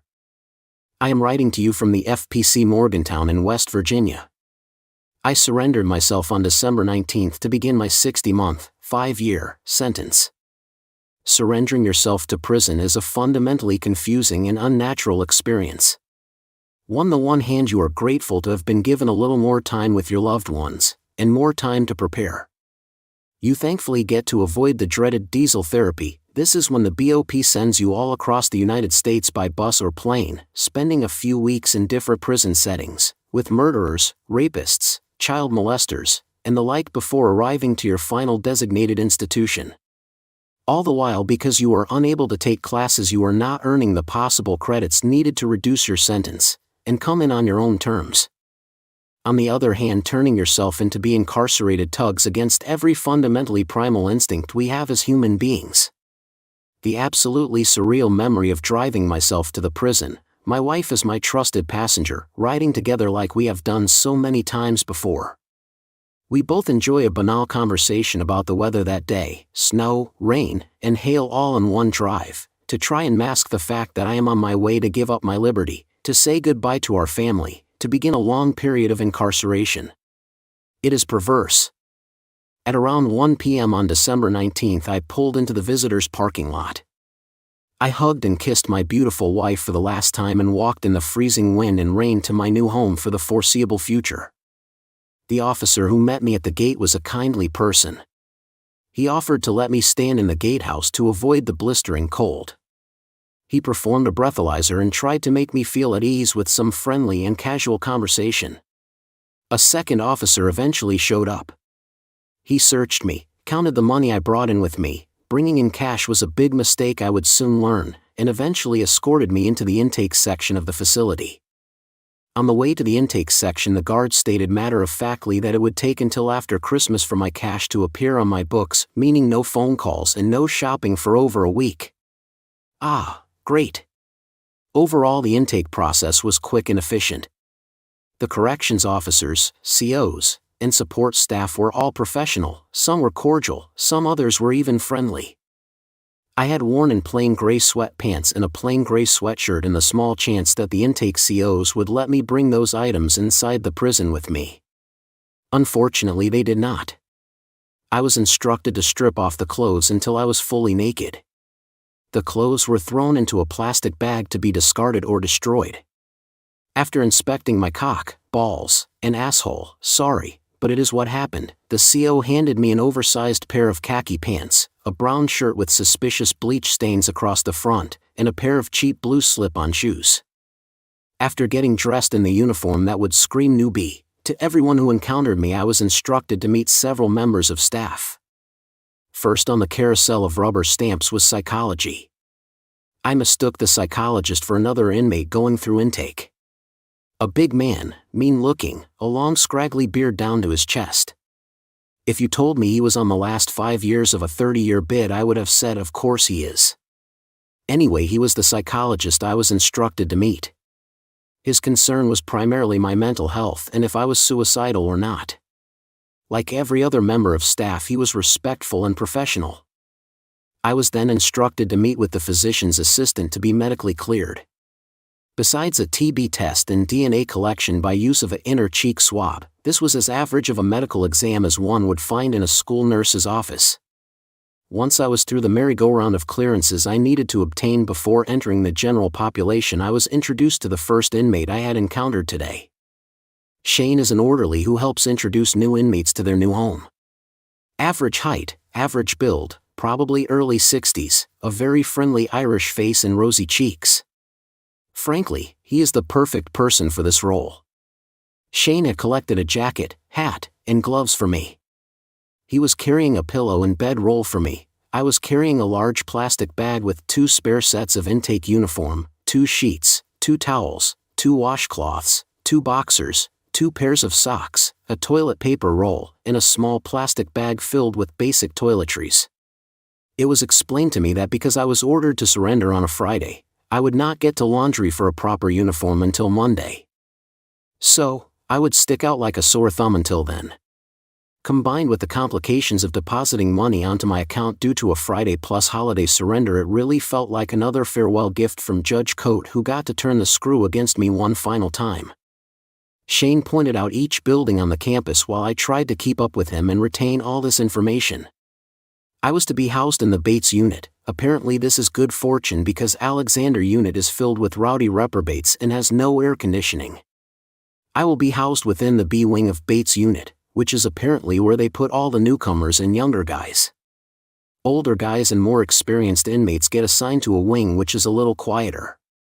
As we passed every inmate, unmistakable in their khaki uniform and green jacket, Shane greeted them by name. They all returned the greeting earnestly.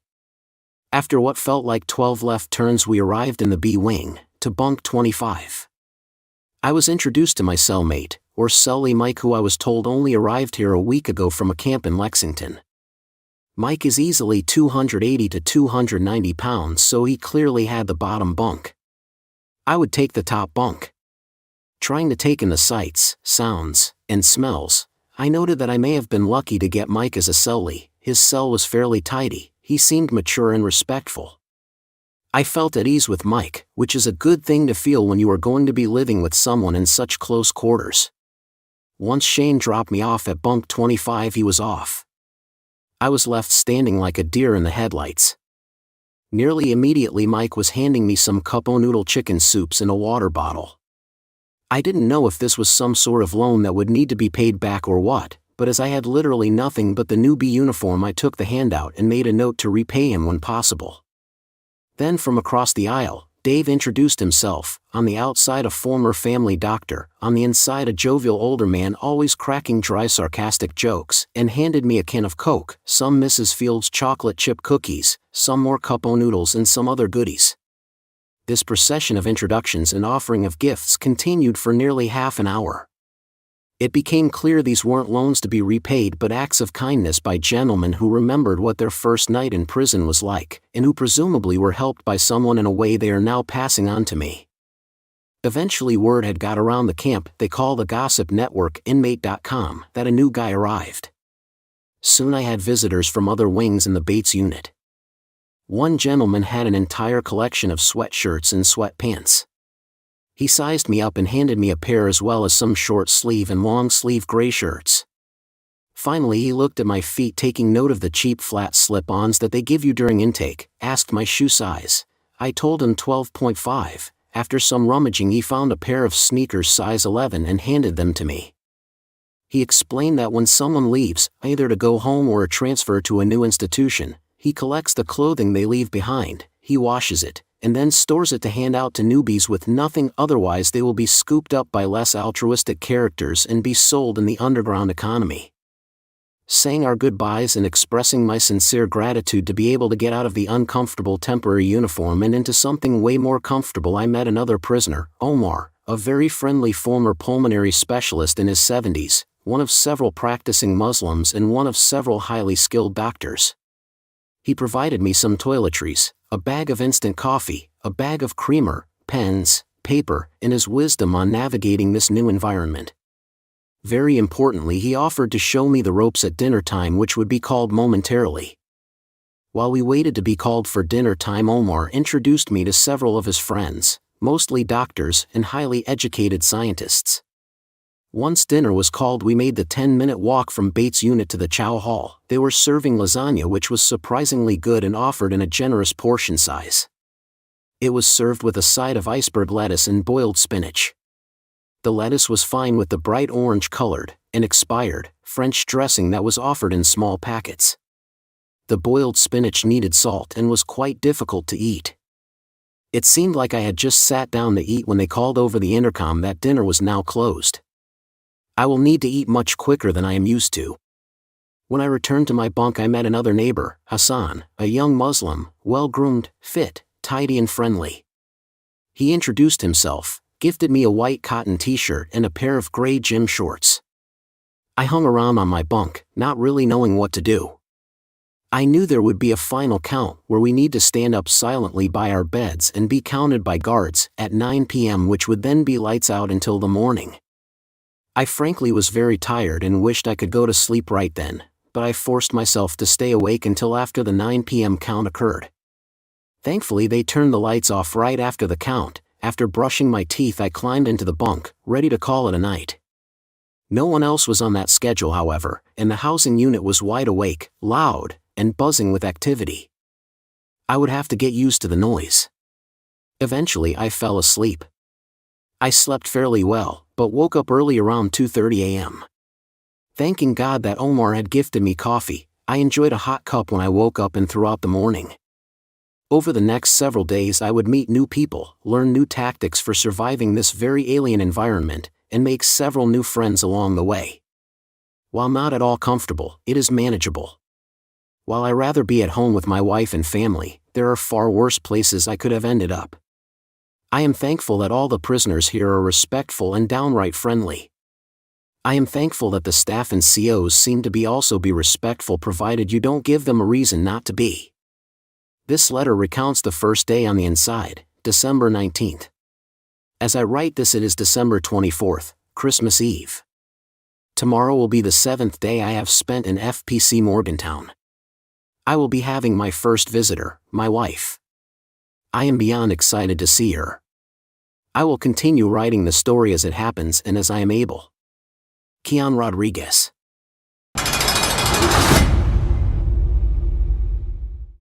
You've just heard Letters from Keon, a coming somewhat regular installment to the P.A.Z.NIA Radio Network. Though, we at P.R.N would love for the series to die following a full pardon. Nonetheless, if you're unfamiliar with the Samurai Wallet case or just want to learn more, please visit billandkeon.org. Again, billandkeon.org.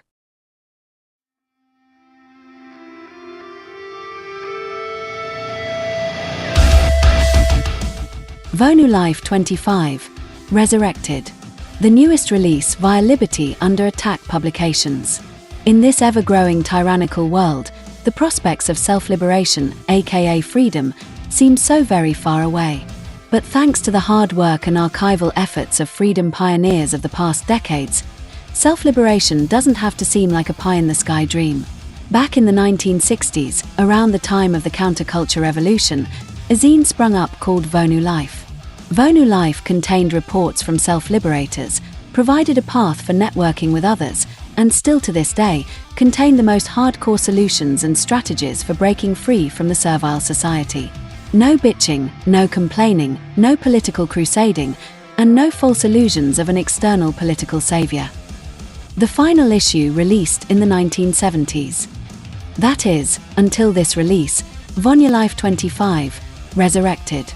Herein, quite a few self-liberators contributed knowledge and solutions, topics including intentional communities, networking, and vonuing in cities, selecting a free mate, legal interstices in the 21st century, and hacking liberty. Self-liberation storytime, a section dedicated to freedom fiction. The Vonu Life message board. And much more. Begin, or continue, your journey of liberation from the servile society and into a liberated lifestyle of your choosing. Vonu is truly yours for the making. And Vonu Life 25, Resurrected will help you get there. Just visit libertyunderattack.com/VL25. Again, libertyunderattack.com/VL25 to purchase on site or to buy via Amazon. Bitcoin and Monero preferred. Again, libertyunderattack.com/VL25.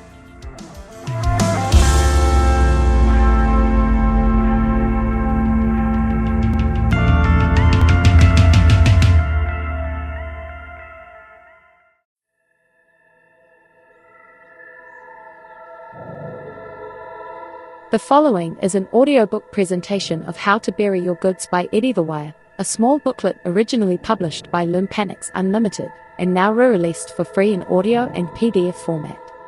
If you'd like a revised, updated paperback edition, that does exist via Paladin Press, who acquired a number of Lumpanix books when they went defunct.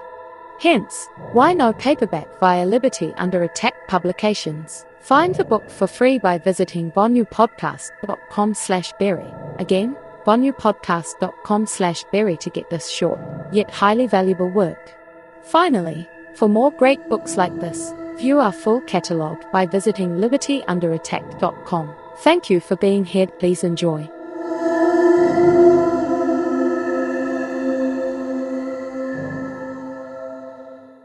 Foreword.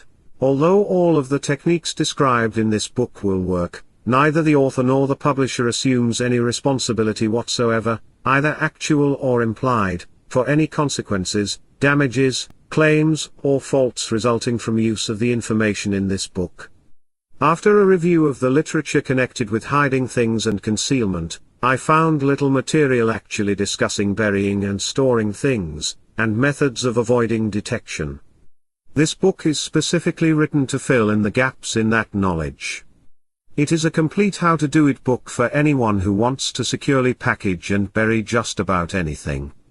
Included are accessible technology for preservation, burial site selection and relocation, burial techniques, and more.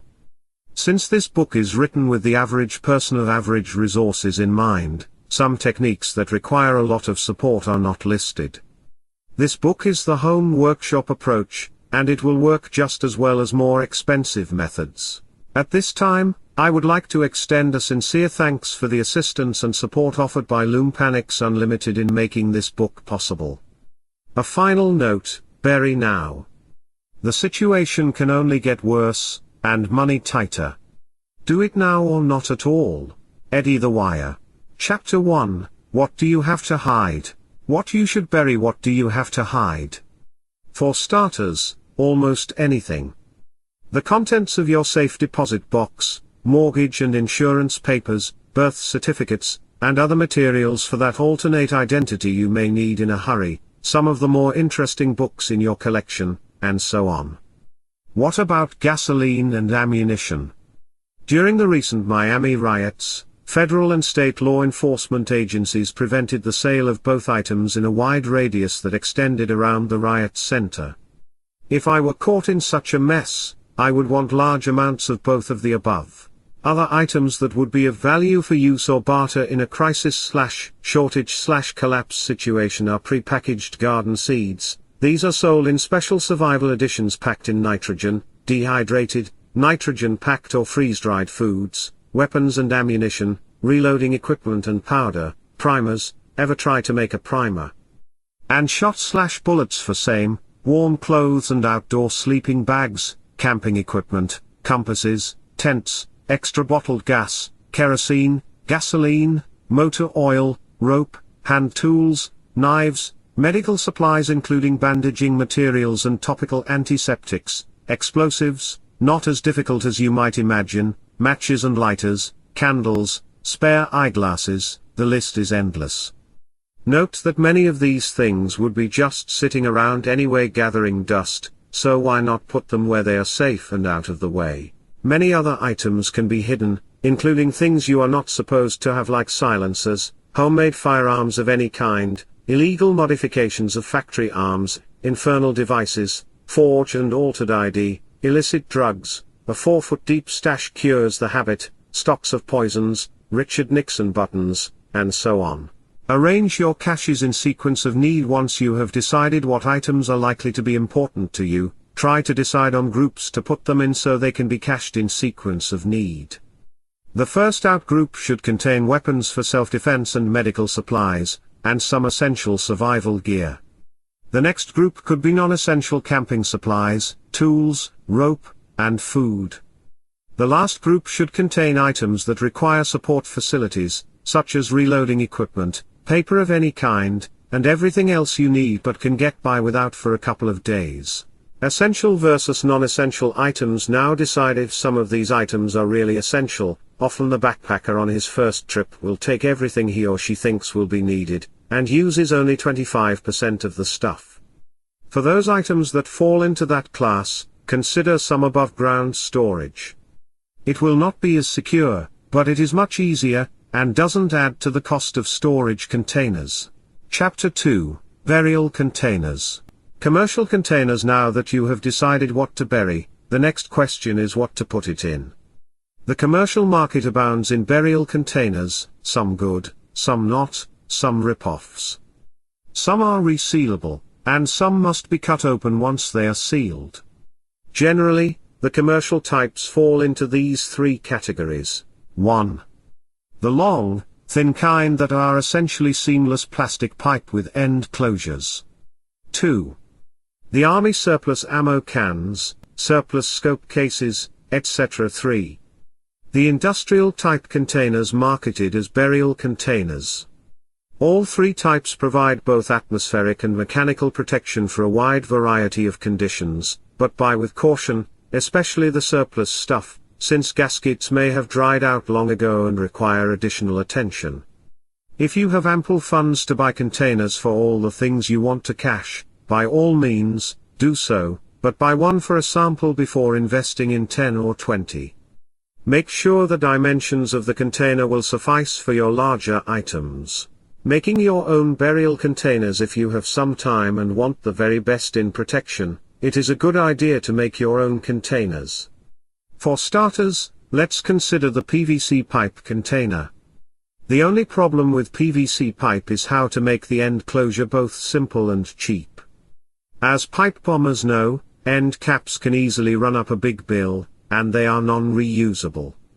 If your cache is a one-time thing, resealing may not be important, however. Sealing the PVC container. An easy way to avoid the high cost of end caps is to buy the following materials. A 1/4 inch thick sheet of plexiglass cement for same, note, must bond plexiglass to PVC. A length of PVC pipe suitable for the size and number of objects. A 5-inch long piece of PVC pipe in the next larger size that will exactly slip fit over the mother pipe. PVC cement. PVC pipe comes in pounds or strength ratings. 100-pound pipe sized inches in diameter is best, although it goes higher and lower. To make the end closure, cut off the mother pipe, allowing 2 extra inches for the seal. An easy way to determine how much pipe is needed is to experimentally pack it before cutting. Be sure to cut the end off square. A radial arm saw or miter box is best. Now cut a 2.5-inch piece of the larger pipe and glue as shown in figure 1. Use the other piece of larger pipe to trace circles on the plexiglass. A sharp compass point or scale will produce a good line on plexiglass. Cut 2 round end plugs. A cupping saw or saber saw works quite well, using a blade with a lot of teeth per inch, 10 to 12, for a finer finish and to avoid chipping the plexiglass. Glue one of the plexiglass circles on, pack the pipe, put a tight paper wadding in the end and glue in the other plug. Be sure to preserve, bag, and tape a couple of hacksaw blades to the outside of the mother pipe for easy opening. Making the PVC container. Some brands of magic marker will permanently write on PVC, and these can be used to mark the paper wadded, and therefore cuttable, end with the contents. The writing may be further protected by duct tape. Resealable containers. What if your cache must be resealable however? An easy solution to this is a threaded pipe sleeve and cap arrangement. Putting plumber's pipe dope or former gasket on the threads ensures a tight seal. An even lower cost system for pipe closure is simply a tapered bottle, drinking glass, or soda pop bottle, and silicone cork. Find a smooth-walled glass container that will wedge fit into the end of the mother pipe, and seal this in with a generous application of silicone cork. For increased protection, a pipe sleeve protector will guard the glass plug from damage. If you enclose a tube of cork and a scraping tool in the pipe, it can be resealed at once. The cork can be smoothed and molded without sticking by wetting your finger first, then using it to smooth the cork. Containers for larger items. Okay, but what if some of your items are bigger than pipe sized? For this problem, my favorite answer is the 5-gallon burger biggie pail that they ship pickles and condiments in. These have a cut-off seal, but will seal airtight repeatedly. If you buy some of these, make sure the rubber gasket is still there. Also available from restaurants and bakeries is the smaller number 10 size pail with snap fit lid, and glass or plastic jars with metal screw-on lids. All of these restaurant containers should be further sealed by enclosing in at least 2 large garbage bags. If you use glass, face the fact that ground pressure is substantial and may break the glass. Small mason jars have a better cross-section however, and are usually okay. Larger containers can be placed in a mechanical protector box cobbled together from wood. In fact, one very good improvised system is a wooden box tightly built and covered with driveway asphalt topping, or any waterproofing tar, or roofing cement. This is especially good if your resources are very limited. At the top end of the scale are the industrial containers, usually made of structural plastic and specifically designed for airtight storage. Locate these by asking at industrial supply and mill supply stores. Try the yellow pages. Chapter 3, How to pack your goods into storage containers. Double packing. We just covered pipe and larger containers. The next consideration is how to pack items within these containers. The amount of double packing you want to do depends on the item, and how good the mother container is. To hedge your bets, try to double wrap all items not well protected. I would wrap a handgun, but not a bottle of aspirin. For ease of wrapping, the commercially available heat sealable bags and sealer designed for freezer storage of food are excellent. Instructions for these sealer systems state that ordinary Ziploc bags can also be sealed, though not with as good success as the bags designed for use with the sealer. Try a sample and see what you think. You may be satisfied with just the Ziploc bag seal alone. In any event, some rules apply to all thin film sealing. Tape or otherwise cushion all sharp edges for obvious reasons, and styrofoam beads and hand squeezing immediately prior to sealing will help to eliminate excess airspace. A label on the bag may also be helpful. Displacing air to displace air and provide a non-corrosive atmosphere. Inert gas can also be used, either in the bags or in the larger containers. Carbon dioxide can be generated by mixing vinegar and sodium bicarbonate, and the resulting gas can be collected in a large garbage bag, as shown in Figure 2, to be later dried and squeezed or poured into the container. Freon gas. A good source is the automobile air conditioner recharge kits commonly available, can also be used. To use Freon, insert a plastic or copper tube to the bottom of the container, as shown in Figure 3, and pack as usual. When full, pipe the Freon to the bottom of the container via the pipe, and stop when a match held at the container mouth is extinguished by the inert gas. Then, quickly remove the pipe and seal. Again, the use of styrofoam plastic packing beads will help take up air space. Another good double packing technique for small parts is to simply wrap them in duct tape envelopes created by putting the objects in the center of the tape, and folding sticky side over to sticky side. Burp the container/envelope well and smooth down the edges. For delicate items that are easily crushed, pill bottles may be the answer, as long as the seal is dependably airtight. Preventing rust. Now let's talk about rust protective coatings. WD-40 and similar spray type coatings simply will not provide the type of long-term protection you need. The coating must be thick, so Vaseline and Cosmoline are the best choices. For large-scale metal preserving, it is better to buy a lot of Cosmoline and dip the pieces in a tank of melted Cosmoline. For smaller operations, the pieces can be preheated until they are too hot to hold, then melted Cosmoline brushed on. Remember that Cosmoline will dissolve or mar many plastics, and will soak through paper and cardboard. Vaseline is used in much the same way, and may be melted together with some beeswax or paraffin to stiffen it. Do not use straight paraffin as a covering, it is too brittle. It is very important that any firearms preserved with Cosmoline or Vaseline be thoroughly cleaned before firing, especially the bore. Failure to do this results in an exploding weapons, which is never a lot of fun.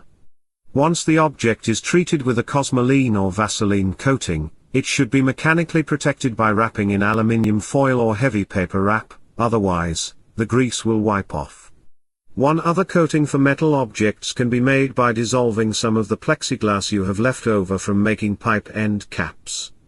Dissolve it in a small amount of acetone to make a liquid plastic coating. Add either more plexiglass or more acetone to get a consistency like honey. Items dipped in this coating and allowed to dry are well preserved. Desiccants. The final item in your survival container is optional, it is called a desiccant. Chemicals like anhydrous calcium sulfate and silica gel are called desiccants because they absorb water vapor from the air, and keep metals from rusting and leather from molding. Let me emphasize that this is good only for water vapor in the container before sealing, since a leak in the container will introduce too much water. Desiccants like the above are available from many suppliers. Some offer desiccants with an indicator which changes color depending on the amount of water vapor the chemical has absorbed, its readiness. If you use desiccants, remember 2 rules. First, keep the desiccant away from direct contact with anything, since the water does not disappear, it just goes to the chemical and any metal in contact with the desiccant will rust badly. Secondly, do not store paper and desiccants together, since the paper depends on water content for consistency. Inadvertently, I discovered that piano manufacturers ship their pianos from Japan with 2 or 3 half-pound bags of silica gel in the bottom. Try to get a couple of these. Additional hints, some general comments are in order here. All packing procedures, and especially the Cosmoline Vaseline system, should be accomplished with surgical or cloth gloves on. Surprisingly enough, many professional crimes are solved by the FBI finding a matchable fingerprint on a bomb fragment or tool, so don't leave your calling card on a cache that may be discovered. Also, labeling each small envelope is a good idea, and put a list of the complete container's contents inside for a check. Marking container outsides was previously discussed, as was providing opening tools preserved and strapped to the outside of the mother container. Chapter 4, Location of the Burial Site. What to look for in a cache site. Where to locate your cache site is very important. Those who live on 5 or more acres may consider just sitting somewhere on their land, but the risk of detection is high. The best bet for the rural, urban, and suburban dweller is a site located at least 10 miles from a population center, such as a small town, but accessible by 2 or 3 country roads or trunk lines, and no more than 30 miles from home. Access by little used country roads may be important in cases of civil emergency and enforced travel restrictions. Rather than waste gas and time looking for likely spots, get copies of topographical maps of the surrounding 30-mile radius. Also try to get copies of country road maps, and a plat map if possible. Real estate agents may be able to help you with the latter, and possibly all 3. You are looking for a forested area, wilderness area, swampy ground, rough, or rocky terrain, desert with prominent landmarks, farm field, little used graveyard, or other likely areas. Be sure to check road access and ownership of any likely areas that appear after a close study of your maps. Once you have 3 or 4 possible areas in mind, you are ready to visit each one. Equipment needed for each visit. Canteen with water or Gatorade, insect repellent, heavy coveralls. If underbrush will be encountered, 1/4-inch steel or wood push rod with a sharpened end and an improvised handle, non-stretchable line or tape. At least 200 feet long Polaroid camera, optional. Equipment for your cover activity, pressing wildflowers, photography, etc. Quality orienteering compass, topographical map of area, 1:24,000 scale. Paper and pencil pack to carry all of the above. Approaching the site. As you approach the actual site by car, do a routine security check. Either stop for 15 or 20 minutes at a place that allows observation of the road behind you and look for familiar cars, or if you are in the suburbs, the old circle 2 blocks routine will disclose followers. At this stage, company is not likely, though. For 2/10 of a mile on each side of the access to the proposed site, while still on the road, look for a convenient parking place that will seclude your transportation from view. 4-wheel drive vehicles should also look for such places, since it does compromise security to put tire tracks up to the cache site. If you find a good spot, park and walk to the site. Your exact point of entry from the road, or other convenient area, should be noted. Write it down or even flag it, and compass bearings taken from that spot to the proposed site. If your proposed area is very large, plan a triangular or straight-in/straight out tour by the compass. Don't get lost. If you are not familiar with orienteering procedures, I recommend the book The Expert with Map and Compass by Bjorn Kjellström, published by Scribner's. Specific recommendations for the triangular or in and out tour are given there, as well as compass selection criteria. If you don't have the book, just find your place on the map, find where you want to go, place a straight edge over these 2 points, and then draw a line. Now, with a protractor, find the difference in degrees between this line and north on the map and go along that heading using the compass. Specific site selection. Specific site selection is a combination of many things. The first and most important consideration is ground condition. Is the ground damp now? Will it be damp if a sudden summer downpour hits? Is the soil well drained or does it hold water? Lots of pine trees indicate sandy soil, while hardwoods live best in loam and clay. Also, a lack of large vegetation may mean underlying rock. You must consider access, too. Will snowdrifts completely obliterate your landmarks in winter? Can snow drift on the site? And so on. Weather bureaus have information available on local prevailing winds that will allow you to calculate where drifts may build up. Available landmarks are also a consideration. A site with large rocks at triangular locations is easy to relocate, while one on flat bare ground is not so easy. Another consideration is how liable the site is to being built on. A real estate developer's access road laid down in 2 days can really put a kink in your plans, so try for a lousy building site. Underlying structure may also cause problems, so try to avoid immediate roadsides and their attendant power, gas, sewer, telephone, and water lines, unless you are intending to do a decoy site, in which case you should have a medium-size BFO metal detector, can be rented, to find the lines and bury your container under the line.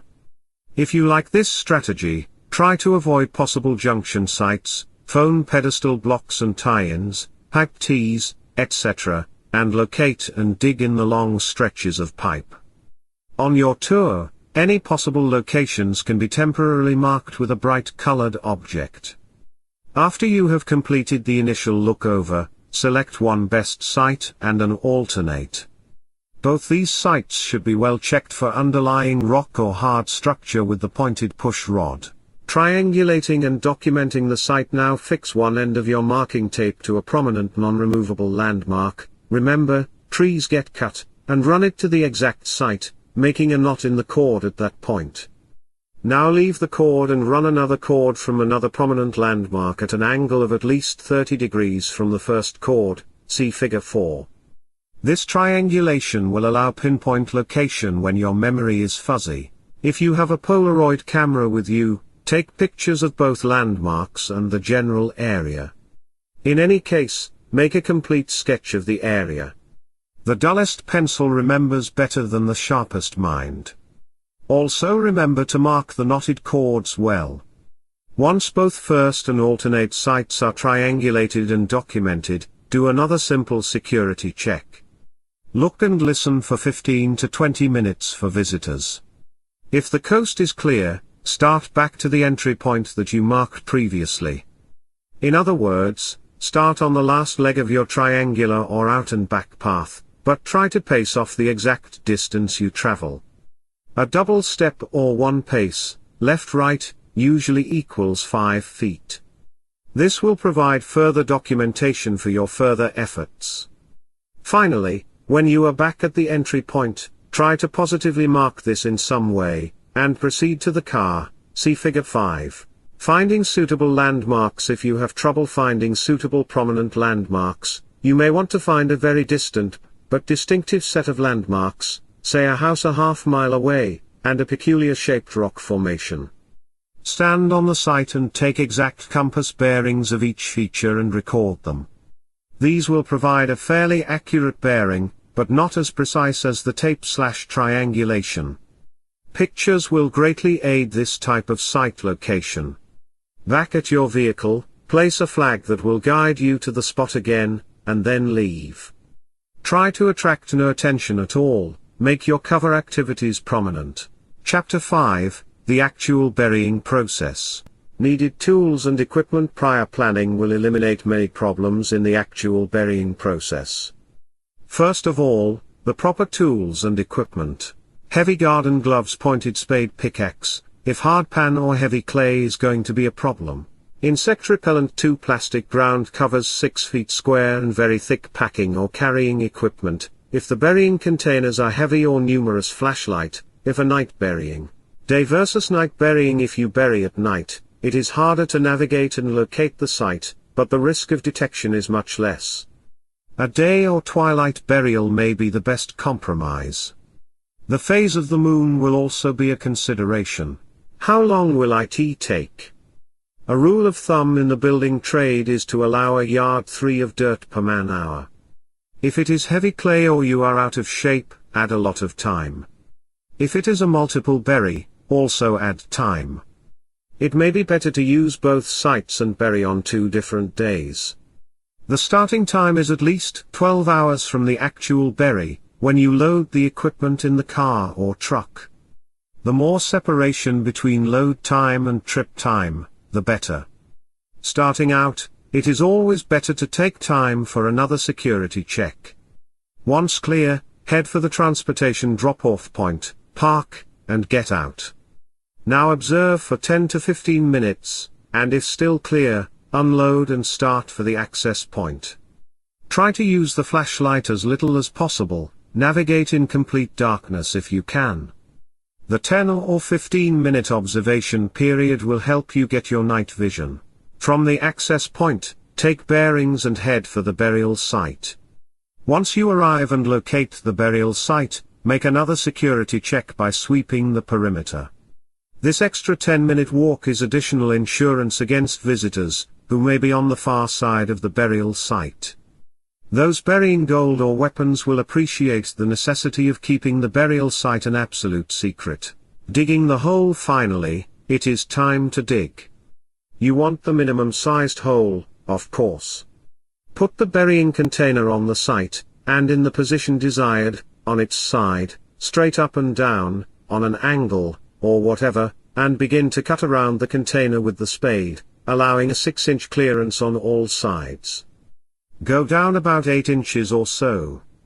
Once this sod or dirt plug is completed, remove the container and carefully undercut the plug with the spade, eventually levering it out of the ground. Very carefully place this plug on one of the plastic ground cloths and drag it far enough away to allow for working room. In high brush this may be difficult, but not impossible. Then spread the other ground cloth near the projected hole location and begin digging the hole. Take a break every now and then and remember your canteen of water. Try not to drop any soil off the plastic ground cloth, since that is what it is there for. Finally, you will get to your required depth, whose subject is covered in detail in Chapter 6. Place the container in the hole, in its proper position, and start to pack the dirt around it. Put in a layer at a time and then pack. This method will eliminate settling. Finishing touches when the soil level is such that the plug will be back at its original height. Stop packing and reinstall the plug with extreme care. No trace of your bury should show. Especially not loose dirt, rocks, or heavy marks in earth or vegetation. The safety of your cache will depend on your taking meticulous care in this final few minutes. Any extra soil should be wrapped up in the ground cloth and carted away from the site, preferably even home with you. At this point, one cache is secure. If you are still strong, and you have planned a multiple bury, proceed to the next point and after security checks, do the next bury. If you find out just how hard it is to dig, you may wish to postpone the rest of the bury until next time. In any event, you will be ready to go home eventually. Repack all of your equipment and return to the access point, then to your vehicle. Running without headlights is tough, but another piece of the security picture. If you have a fairly secure location, the next chapter may be skipped, and you are done. If not, however, read on about decoys and arrays. These, by the way, should be planted at a much later date, at least 10 days lag time. Chapter 6. How to protect your cache from discovery. Cache security. Let's assume the worst. 20 Nazi storm troopers and 20 BATF, Bureau of Alcohol, Tobacco and Firearms, agents armed with metal detectors are out to find your buried cache. If you have buried at a site remote from your land by at least 3 miles, forget worrying because it is impossible to effectively search that much land. If, however, you had to cache closer than that, even in your own 5 or 10 acres, some sort of decoy array may be in order. Let's talk cache security. First of all, your packing techniques should have been accomplished with gloves on so no latent or thermoplastic fingerprints were transmitted that will connect you to the cache if it is found. Also, I assume you have not put in little notices like, if found, please return to, or any other physical addresses or clues. Second, nobody can find what they are not looking for, so don't tell anyone you are burying anything. Try to explain the absence of your beloved M16 with a plausible cover story, hide this book, and in general provide no hint of any burying activities. How metal detectors work now. Let's examine how metal detector works, since any reasonable effort to locate your cache would have to be accomplished with the aid of such a search device. Any substance that can conduct electricity will produce a response signal on a metal detector. Even highly mineralized ground, or ground saturated with salt water, will respond positively although no actual metal is present. Metals also vary in their conductive activity, copper being 60 times as conductive as iron, that's why they use it for wiring, and hence shows up strongly on the detector. Not only does the type of metal and background signal created by ground conductivity affect signal response, distance from the detector coil to the target, depth of burial, and the overall size of the target are important. An iron pipe, buried end-on, is much harder to detect than one buried flat. Since the average operator sweeps the area and then re-sweeps at right angles, a long pipe will surely show up, but not a smaller target like a pipe end-on. Factors that do not affect detector efficiency include shielding by metal, actually worse, or other non-conductive materials, unless they put distance between the detector and the target. Clearly then, the problem is to provide maximum depth, minimum target area, lowest conductivity. Depth of effectiveness. Published rules of thumb as to effective metal detector penetration must be related to the target size. In general, if the detector can identify a target area of 2 square inches at 3 feet, at 6 feet, double depth, the target area must be squared to cause a similar response. Some highly specialized detectors of the transmitter-receiver type can locate objects with a target area of 2 square feet, at a depth of 10 feet. Artificial and natural decoys and arrays. Clearly, if a metal detector is going to be evaded at all, either the target area must be very small, the object buried very deep, or some decoys must be used, either natural or created. Natural decoys would include heavily mineralized ground, graveyards or farm animal pens, also highly mineralized, junkyards, scrap heaps, and so on. Also included under natural decoys would be utility lines, telephone lines, and so on. If you locate one of these, burying under the line may be very smart. Any operator will dig up part of the line and then disregard any other linear signal in the area. Artificial decoys are 2 types, either deep and specific, or shallow and background. Let me say at the outset that the more specialized types of detectors that search for deep objects will be able to overcome small generalized objects, and even ignore them completely. If you are a treasure hunter, this is not desirable since coins will be completely missed. If you anticipate any amateur searchers, however, an array of background non-specific decoys would be good insurance. For both amateurs and professionals alike, deep specific objects are good decoys. Scattering small pieces of copper on the ground is an easy and efficient way to produce a high background signal on any searcher's detector. Copper nails or bits of copper wire are excellent for this purpose. Avoid small pieces of iron since the conductivity is so much less. The more pieces per unit of ground, the higher the background signal intensity. Furthermore, such a signal can mask a weak signal from a deep buried object. Also, remember that once the copper is scattered, it cannot be easily removed, and so cannot be easily counted. A more expensive way to produce a background signal is to scatter pennies. This is good in that it seems innocent, if discovered. Remember that making a generalized signal array will immediately attract the attention of any operator. They are trained to look for the unusual, and to quickly determine the extent of any field quickly. The detector operator must then decide if an object is really buried in all that array.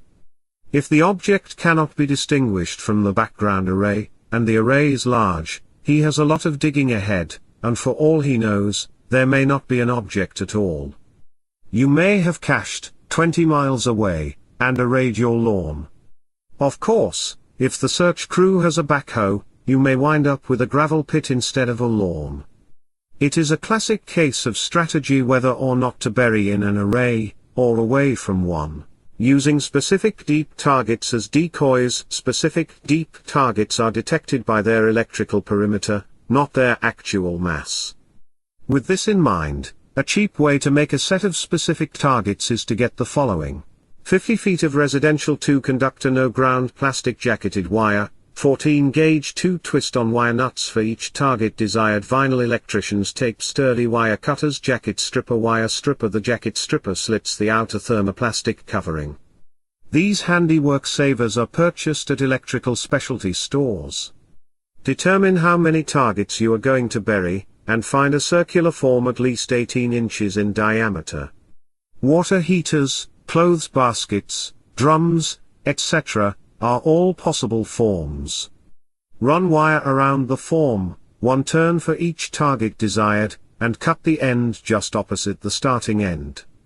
Now take the wire roll at 4 positions, and then cut through the wire at the 2 ends, the final result being a bundle of wire all of the same lengths.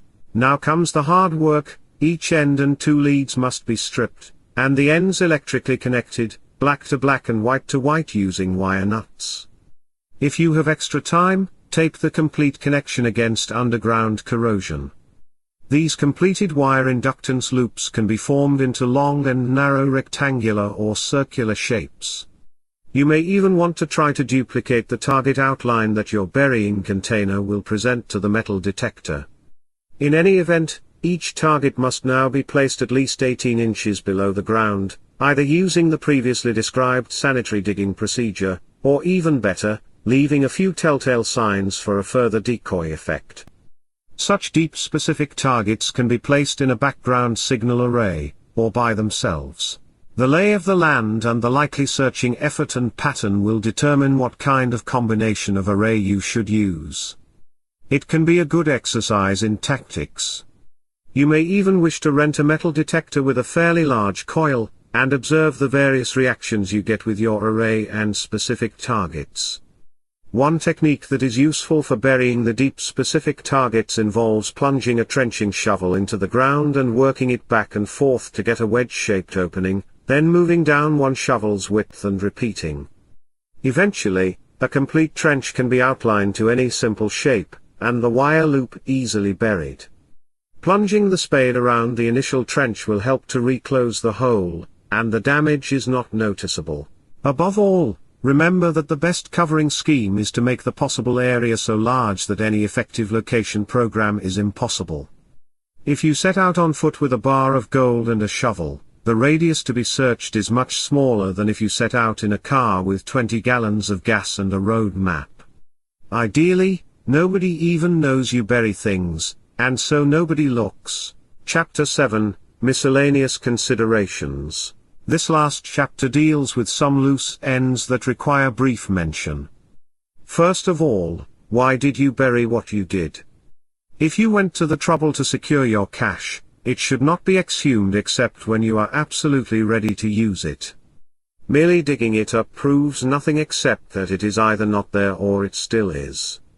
If it still is, your second visit has compromised security, and if not, there is no recourse, so maintain security.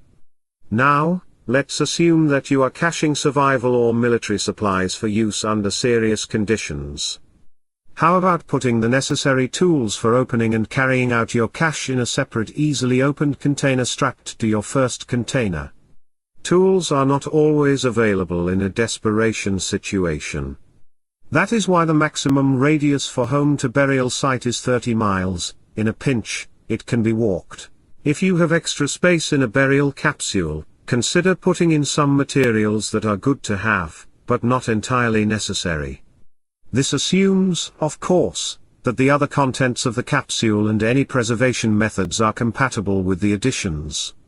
Capsule packing is also important. I would put my foods and weapons in the first capsule and the Van Gogh prints down in a different capsule. Appendix I, Special section on machinery and gasoline storage. Boy, have you got problems. Storing and effectively hiding large items, such as offset printing presses, automatic and semi-auto reloading presses, metal cutting lathes, gasoline/diesel powered electric generators, etc., and storing liquid fuels, both require special technology. Let's discuss the easiest first. Gasoline storage. Gasoline from the pump has many additives depending on the type, time of season, and so on. To prevent these from coming out of suspension and causing deposits, a commercially available system must be used when storing petroleum products for long term.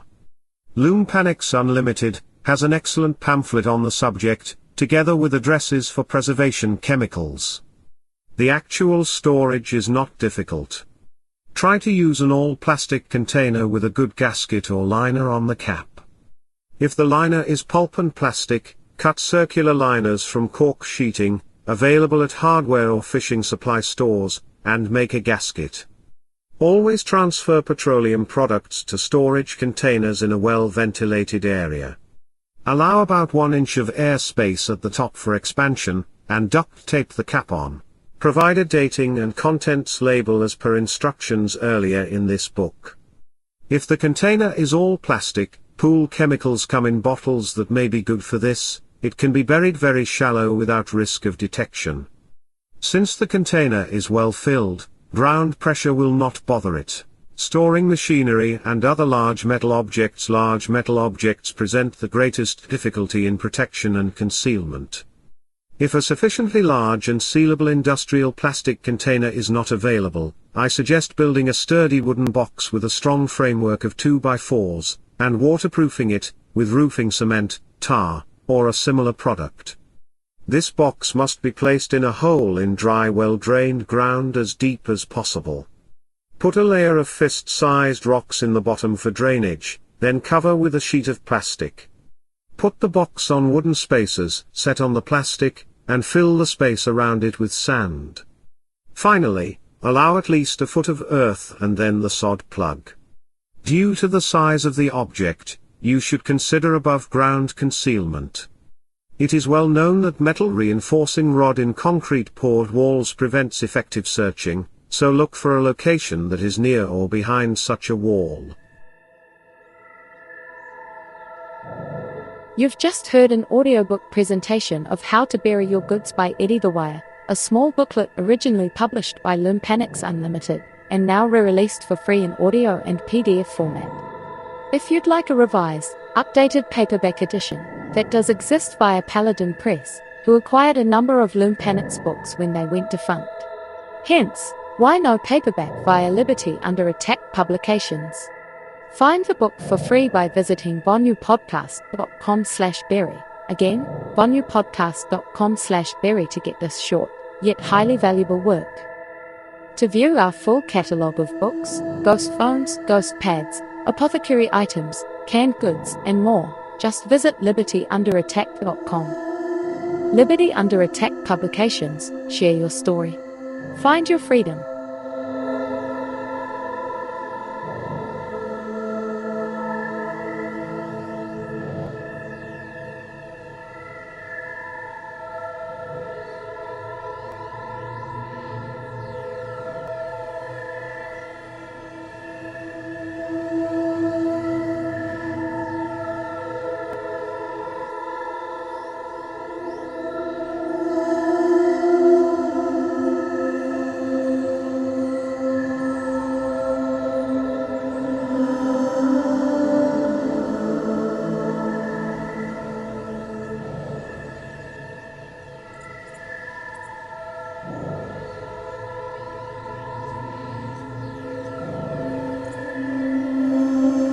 You're listening to the PAZNIA Radio Network.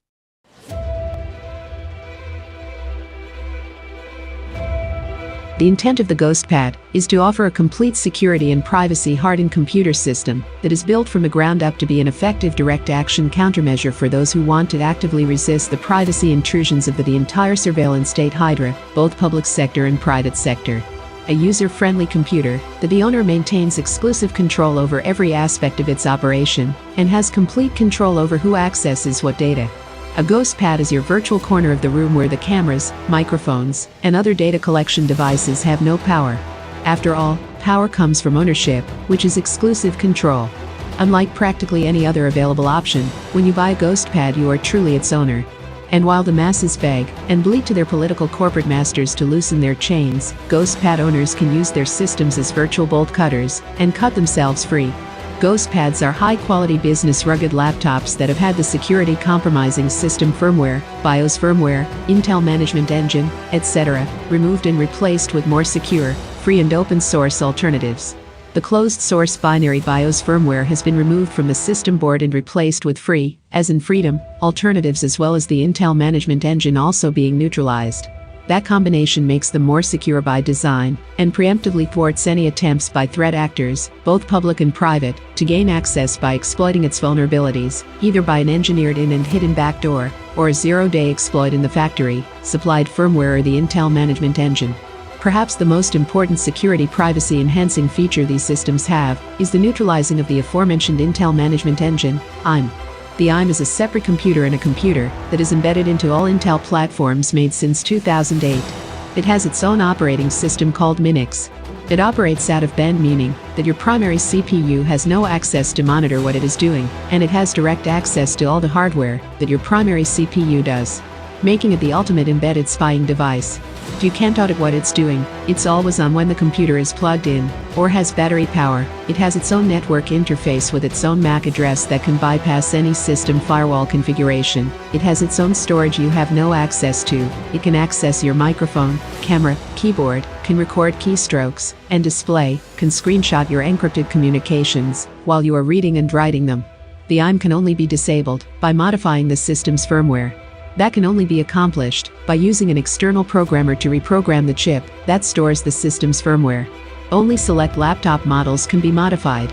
We concentrate on the compatible models with the highest performance available. We offer models that are 2x as powerful as any configurations sold and supported by Lenovo. Transitioning your computing activity to privacy-hardened platforms is a direct action strategy to resist the attempts at total omnipresence by the surveillance state. To put it simply, these systems are some of the few available that are likely compromised in some way on the firmware level, so they are some of the most secure and private available for use cases where those attributes are the most important. It is also why systems configured this way are considered as ideal to use as a base to install a security privacy-hardened OS, such as Qubes OS, Parrot OS, or other privacy-focused Linux distributions, on. To view the full selection of GhostPads, Ghost Phones, and other privacy tools available via Liberty Under Attack publications, just visit libertyunderattack.com/privacy tools. What are you waiting for? Step up your security culture today. Again, libertyunderattack.com/privacy tools. Liberty Under Attack publications, share your story, find your freedom.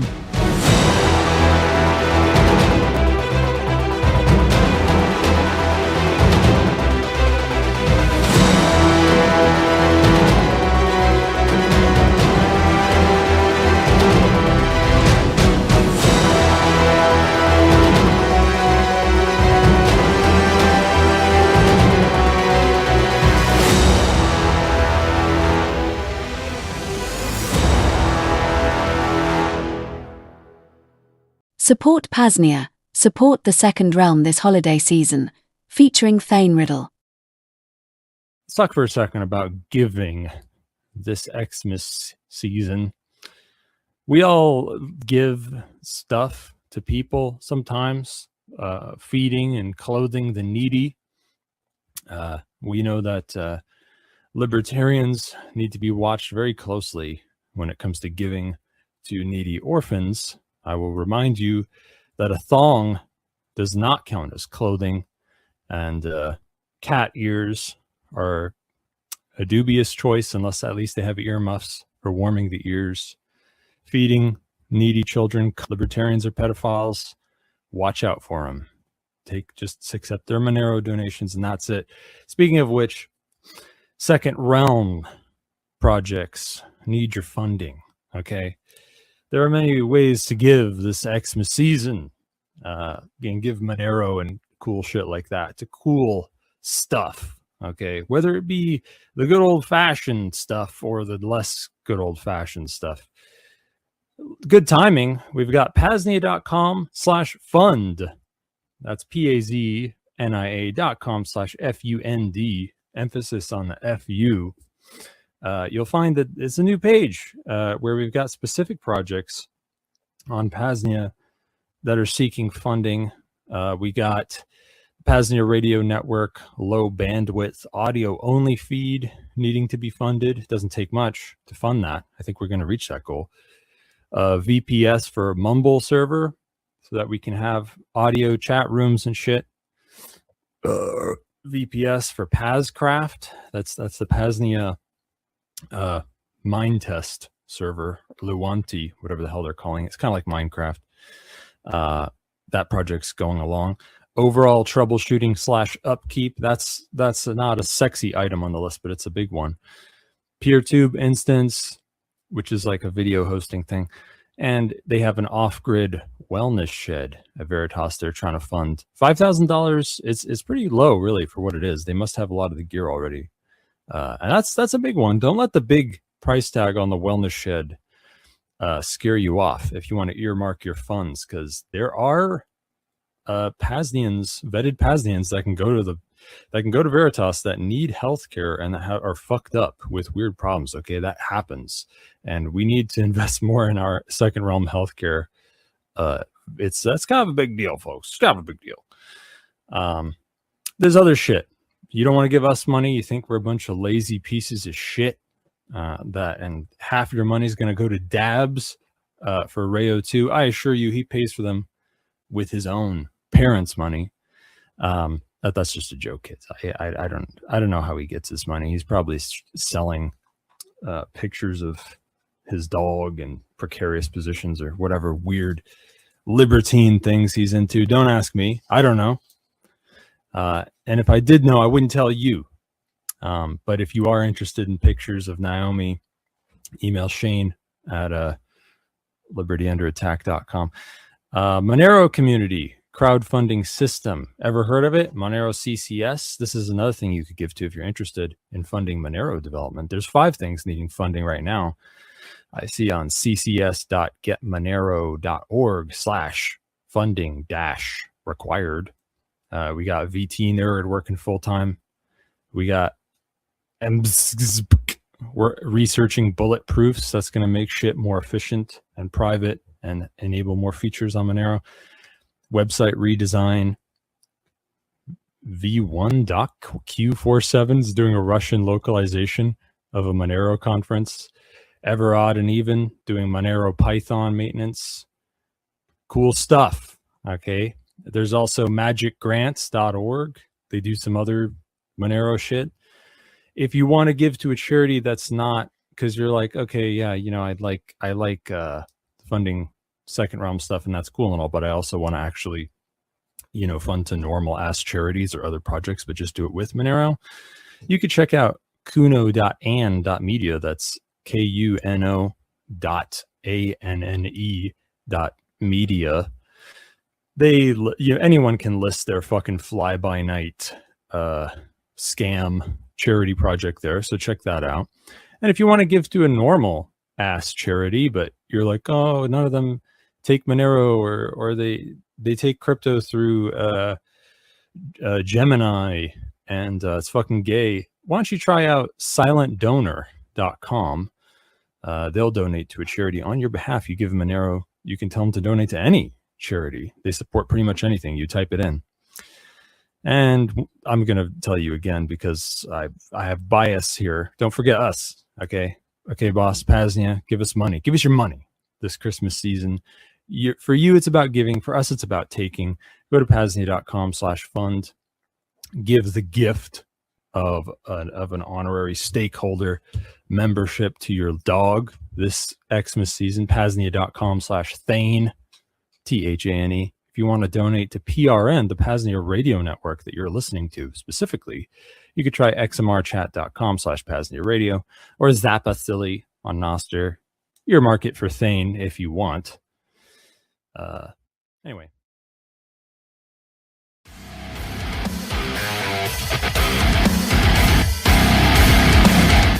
Fellow self-liberators, you're listening to the PAZNIA Radio Network. We sure do hope you're enjoying the deprogramming. DJ Brian FreeRobot here.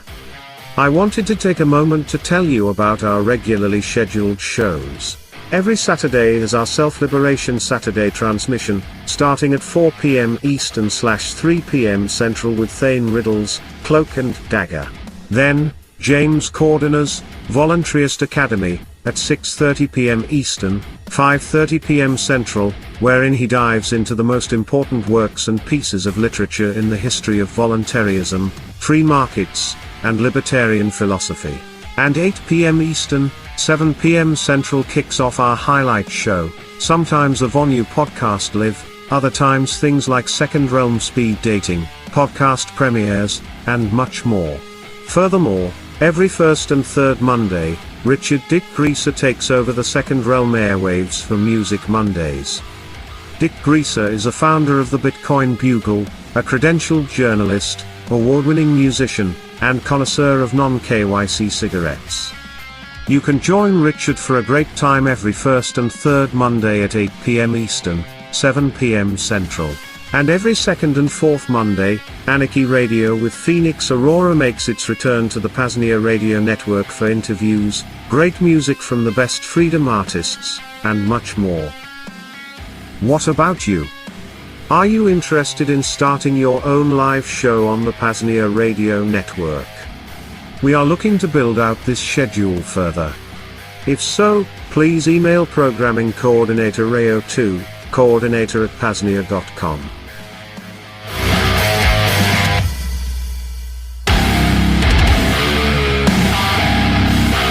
You're listening to the PAZNIA Radio Network.